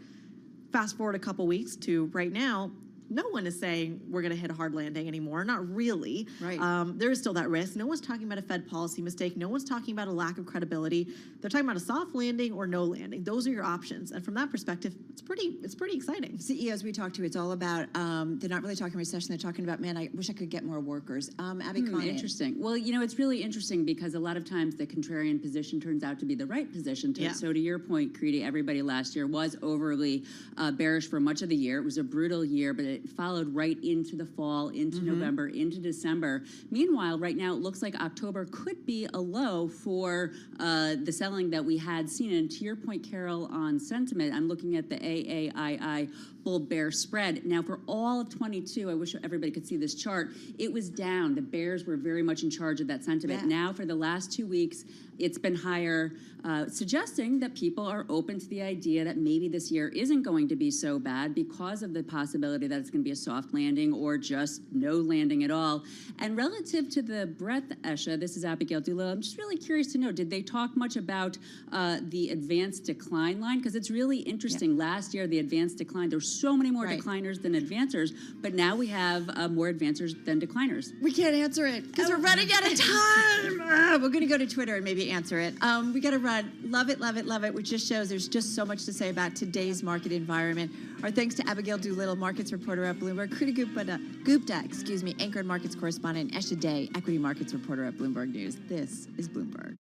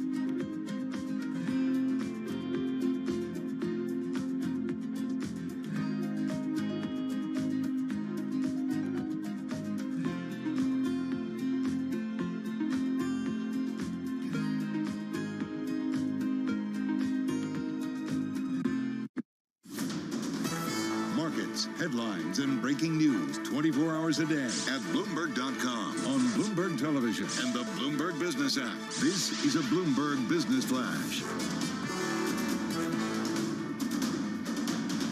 It's 2:21 on Wall Street. Stocks trading mix. Now we have got the Dow higher, the S&P, NASDAQ. They are both lower. Various Fed officials weighing in on the pace of tightening needed to bring inflation back to their 2% target. Traders now fully pricing in quarter-point interest rate increases at the Fed's next two meetings. S&P down 25, drop there of 0.6%. The Dow holding on to a 20-point gain, up by about 0.1%. Have been down as many as 179 points. NASDAQ down 123, a drop there of 1%. NASDAQ 100 index down 1.1%. Russell 2000 down by 0.2%. 10-year yield 3.82%. We have got the 2-year right now at 4.62%. Gold up 0.4%, 18.43 the ounce, while West Texas Intermediate crude down 2.7%, 76.35 a barrel. So again, recapping, we're looking at a mixed Friday here with the S&P 500 index down 24, down 0.6%. I'm Charlie Pelleton. That is a Bloomberg Business Flash. All right, Charlie, thank you so much. You are listening and watching Bloomberg Business Week. Carol Massar along with Madison Mills. So you got to be sure to check out one of the most read stories on the Bloomberg today. It also is the Bloomberg Big Take. It's a story about the hedge fund winners and losers of last year, although I don't know, they all seem to do okay. And also how some of the best known names in the industry, you know, the Ken Griffins, the Steve Cohens, and more fared. So we have a great voice on this. We have Tom Maloney. He's Bloomberg News editor. He's here in our Bloomberg Interactive Brokers studio. Tom, it is what everybody's reading on this Friday on the Bloomberg terminal. So generally, first of all, set the stage for 2022 and how it was for a lot of hedge fund folks. So I think the big theme this year was that it was kind of a resurgence of some of the really big institutional names and the kind of macro strategies. So we had big multi-strategy funds like Citadel. Ken Griffin is top of this list. He made $4.1 billion. It's more than double a second place earner, which was Steve Cohen, who made just under $2 billion. But, you know, a lot of those names that we're familiar with, Israel Englander was number 3 at Millennium. What we saw on the other side was a lot of people who we've been tracking for the past 5 years on this list, people like Chase Coleman, Chris Hone of TCI, those guys lost billions. Chase Coleman lost more than 1.6, Chris Hone about 1.2. So that was a big reversal of fortunes for some of those people that had made big bucks the past couple of years. So what did those guys do wrong that the other guys did not do? Well, those guys, most of the people on the list of, I don't want to call them losers, but people who lost money. I'll say it. You know, I'll say it for you, Tom. Losers. They Still rich, most but of them losers. had a kind of a tech focus, right? So they've made a lot of money in the past few years, focusing largely on tech names, or at least that's what they're best known for. And a lot of those tech names, kind of pandemic stocks as well. You know, we saw big reversals in those names last year. Yeah. Stocks like Peloton. You know, things like that. So it's funny, we were just coming off in a kind of broad market conversation about leadership and stuff, and we have seen some changes here. You profile or kick off the story, you and Hema Parmar, with someone who's been in the industry for a long time. Talk to us about him and how he did, because I don't feel like he's such a household name. Sure, no, he's not. I mean, he has been in the industry for a long time. We're talking about Saeed Haidar. Haidar Capital Management, founded more than 25 years ago. But it's relatively small, or at least it was still relatively small at the beginning of last year, 1.2 billion. And he's kind of a macro trader. He put a big bet on inflation at the start of last year. He was also long commodities. And, you know, that bet paid off big time. He made 193% return. So even though he's a lot smaller than a lot of the other names on that list, it was enough to get him onto the list of top earners. He made about, I think it was 860 million. But that speaks to kind of the old guard strategy, right? Yeah, exactly. He's, you know, look, rates and commodities, kind of like taking these macro positions rather than focusing on, you know, tech stocks, which a lot of these other guys who we had at the top of the list past couple of years were doing. Mm-hmm. From your reporting, do you know anything about how his thinking on Fed rate hikes was evolving or what that looked like? How did he predict that rate hikes would last as long as they did? Yeah, he was expecting inflation to be a problem at the beginning of last year, which I don't think was that unusual, but he took he appears to have used a lot of leverage in his position. So this was a 1.2 billion fund. It reported assets under management of more than 60 billion, which implies, a huge amount of leverage. And it was a really volatile year for him as well. I mean, I think we've got the figures in the story, but it was like one month, up 50%, another month down 15%. So it was moving up and down pretty significantly. He continues to think that he spoke to his clients at the beginning of February in an interview and said that, he continues to think inflation is going to be worse than people expect. It's going to be harder to get under control than central banks are expecting. So he thinks rates are going to continue to be more elevated than the market was predicting a couple of weeks ago anyway. Yeah, well, and certainly it feels like, regular investors, retail investors kind of catching up to it this week. Yeah, it's played out over the last couple of weeks a little bit for him, I think. What's interesting, too, is when I think about the hedge fund industry is even though they're making a lot of money, you highlight Citadel and Ken Griffin, that he has made a ton more in the past, right? It's all perspective. Well,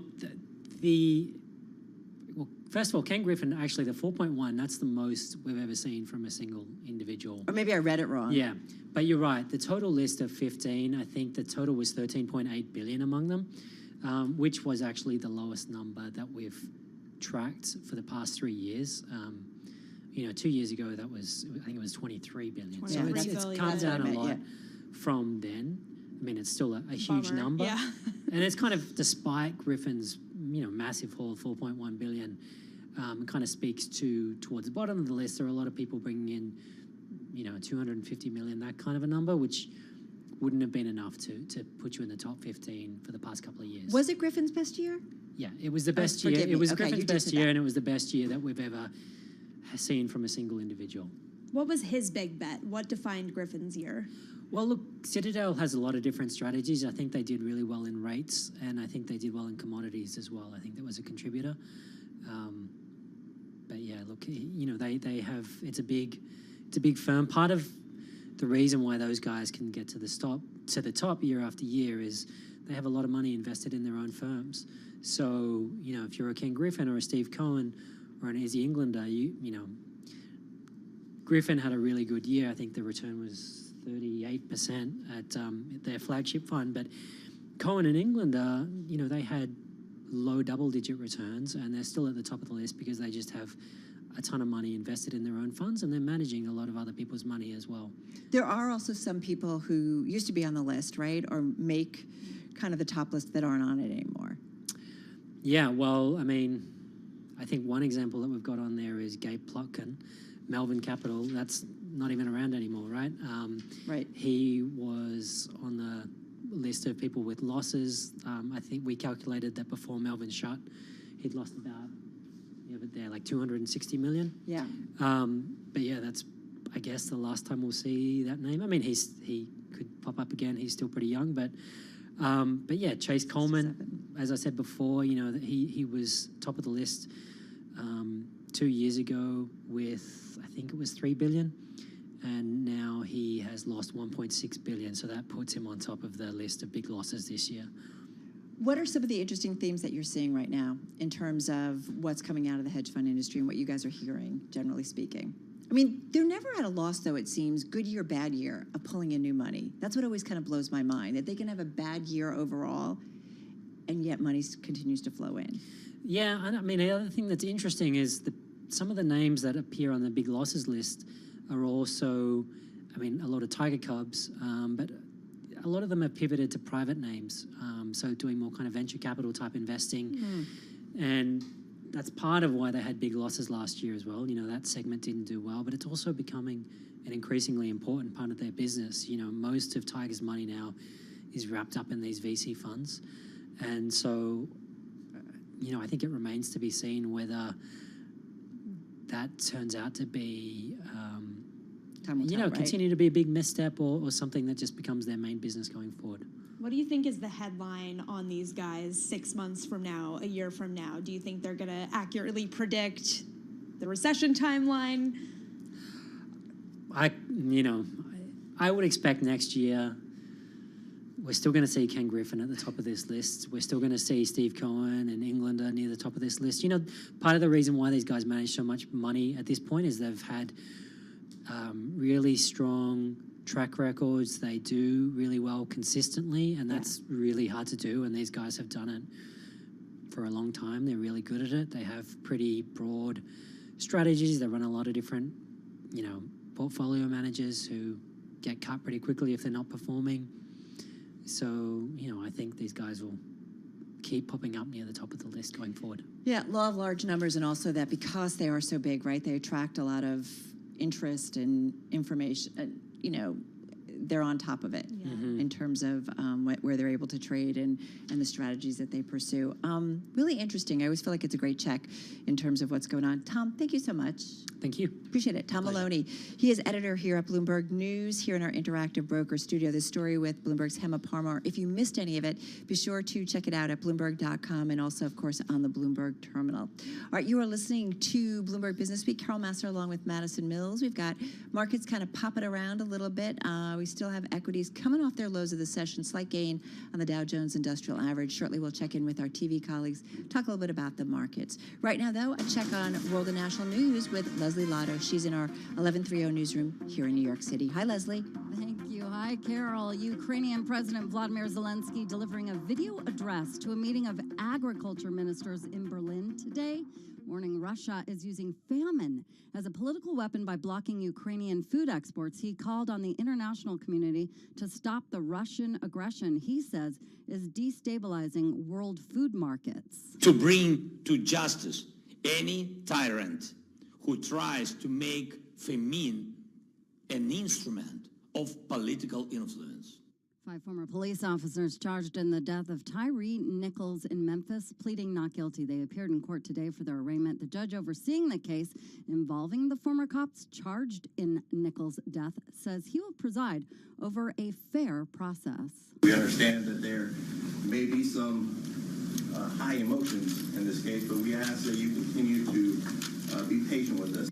Terminal 1 at the busy JFK Airport here in New York will be closed today because of electrical problems that started yesterday. Flights canceled, delayed, shifted to other airports and terminals, frustrating flyers at the start of the long holiday weekend. And I hope that they'll reimburse me for the hotel, the airfare, and my connection that I'm losing out on. They're saying we won't get out until Sunday, possibly. Port Authorities says the power outage was caused by an electrical panel failure, which also caused a small overnight fire, that is. Flight updates at one point written by hand at the airport. Federal prosecutors asking a judge to give singer R. Kelly 25 more years in prison after he was convicted for child porn and enticement last year in Chicago. Recommendation last night could mean another 30 for the 56-year-old who wouldn't be eligible to be released until he's about 100. Global news 24 hours a day, powered by more than 2,700 journalists and analysts in over 120 countries. I'm Leslie Lotto, and this is Bloomberg.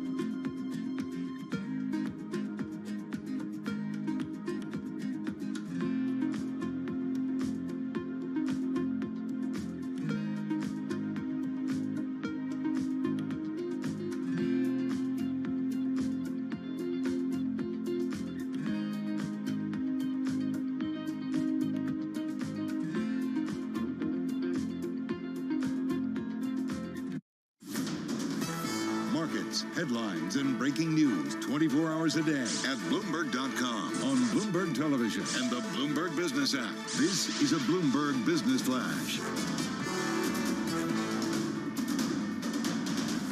It's 2:40 on Wall Street. I'm Charlie Pellet. The Dow higher, S&P, NASDAQ, both lower. We check the markets all day long at Bloomberg with the S&P down 17 now. That is a drop of about 0.4%. Dow Industrials up 75, a gain there of 0.2%. NASDAQ does remain lower right now. We have got the NASDAQ Composite Index down 95 points, a drop right now of about 0.8%. Equity indexes have paired losses, however, as Fed officials debate the pace of tightening needed to bring inflation back to their 2% target. 10-year yield now 3.82%, with the 2-year yielding 4.62%. Certainly, this has been a week in which the Fed rate hike warnings were starting to sink in on Wall Street. Carol Schleif is Deputy Chief Investment Officer at BMO Family Office. The Fed's been very clear about the higher for longer, and you've got good, solid economy underneath and lots of inflation moving through the system, even if that rate of inflation is slowing somewhat. So we've been saying all along we thought the Fed could stick a soft landing, but also that they were going to have to not cut this year and stay higher for longer. That's been our theory for a very long time. Spot gold up 0.3% now at $18.42 the ounce. West Texas Intermediate crude down 2.7%, $76.34 a barrel. DoorDash shares are declining, erasing an initial rally as analysts note the risk of a difficult macroeconomic environment for the food delivery company. DoorDash shares, they are down now by 8.2%. Also after earnings, shares of Applied Materials are moving lower. Applied Materials down now by about 0.7%. Recapping, stocks are trading mixed. The Dow higher, S&P, NASDAQ lower. We've got the S&P down 0.5%. I'm Charlie Pellet, and that is a Bloomberg Business Flash. Thanks, Charlie. And as we mentioned yesterday, in the new double issue of Bloomberg Business Week, several stories on the destruction in Eastern Europe, including one on the new arms race that has to do with supplies and Russia and Ukraine having enough ammunition. Who knew there were ammo shortages? And so crazy to think that it's been a year since that Russian invasion of Ukraine. Absolutely. And as you said, who knew that there were ammo shortages? Our business team, Business Week team definitely knew. The new issue, by the way, online at Bloomberg.com/businessweek, also on the Bloomberg terminal, and of course on newsstands. Let's get to it with Natalia Drozdiak. She's Bloomberg News reporter covering EU government. She's on the phone from Brussels, along with the Bloomberg Business Week editor, Joel Weber, of course, editor of the magazine. He's here in our Bloomberg Interactive Broker studio. I have to say, Joel, the coverage really important, and as Maddie said, hard to believe that we're already 1 year in, or almost 1 year in on this. Yeah, so to mark that, we wanted to create a package of stories, and in the ongoing effort to show how important return to office is, Natalia, who happened to be in New York from Brussels, floated, as I bumped into her one day, this idea that, the world happens to actually be running short on ammo. And I said, wow, that has some serious implications when, Putin has decided to wage war in Europe, right? And that is a coverage area that I just think is going to become even more interesting as the conflict rages on. But Natalia, bring us up to speed on your reporting and what you found. Yeah, I think one of the features of this war in Ukraine that we've seen is the incredibly high attrition rates of ammunition that is taking place every day.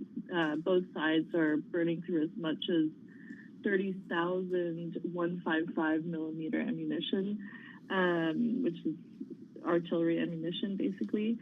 And I think that has really taken the West by surprise. I mean, so much so that their stockpiles have also been depleted as a result of supporting Ukraine in its fight against Russia. And we know that Russia is also facing that pressure. I mean, just in terms of the staggering amount of ammunition that they're going through. That means that there's been basically this urgent need to boost production on all fronts, on all sides, in Ukraine, in Russia, in the West. And so there's this sense from speaking to officials in recent weeks that the war is really becoming a battle of factories and production as much as it is a battle of troops and weapons. And so there's this real race to produce as much ammunition in particular and to get that to the front, especially right now with both Russia and Ukraine launching new offensives in the coming weeks and months. So this is an urgent issue. Okay, so you might have been tired of hearing about supply chains, but it turns out wars have supply chains too. Let's actually just focus on the Europe side and the what's going into Ukraine to support the Ukrainian side. Where is that stuff coming from, and what do the numbers look like as that machine has ramped back up? Well, so Europe, so both Europe and the U.S. have had to boost production. I think it's fair to say that the U.S. Has been quicker to do it. They were producing around 14,000 shells per month before the war, and now they're planning to get up to as much as 90,000 per month as soon as next year. But Europe does seem to be lagging behind, and we have some examples of companies in Germany and Slovakia who are really trying to boost production. But the problem is that Europe comes from this context of years of really limited defense spending, which I'm sure you will remember from the Trump days, because that was something that he was really pushing the Europeans to do more of, to spend more on defense. And as it happens, because Europe was spending a limited amount on defense on the assumption that there wouldn't be a major war on this continent, that meant that production and industry has also kind of scaled back in a big way as a result.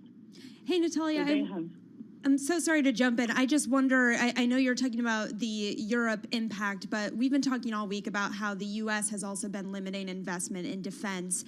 I wonder to what extent some of the sources that you spoke with in your fantastic reporting on this would be concerned about that as well, the U.S. potentially pulling back on investment in production of something like ammo.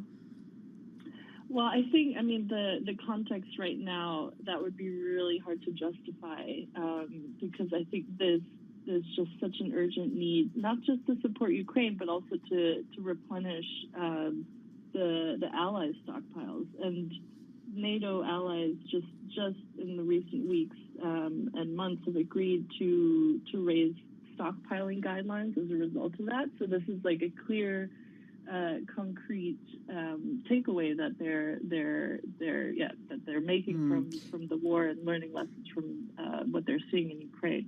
Natalia, I feel like there's a reality of, and you make a great reference to World War I when it comes to ammunition, but the reality is, ultimately who is able to kind of bring in and build up their stockpiles could have a large impact on ultimately who maybe wins this war.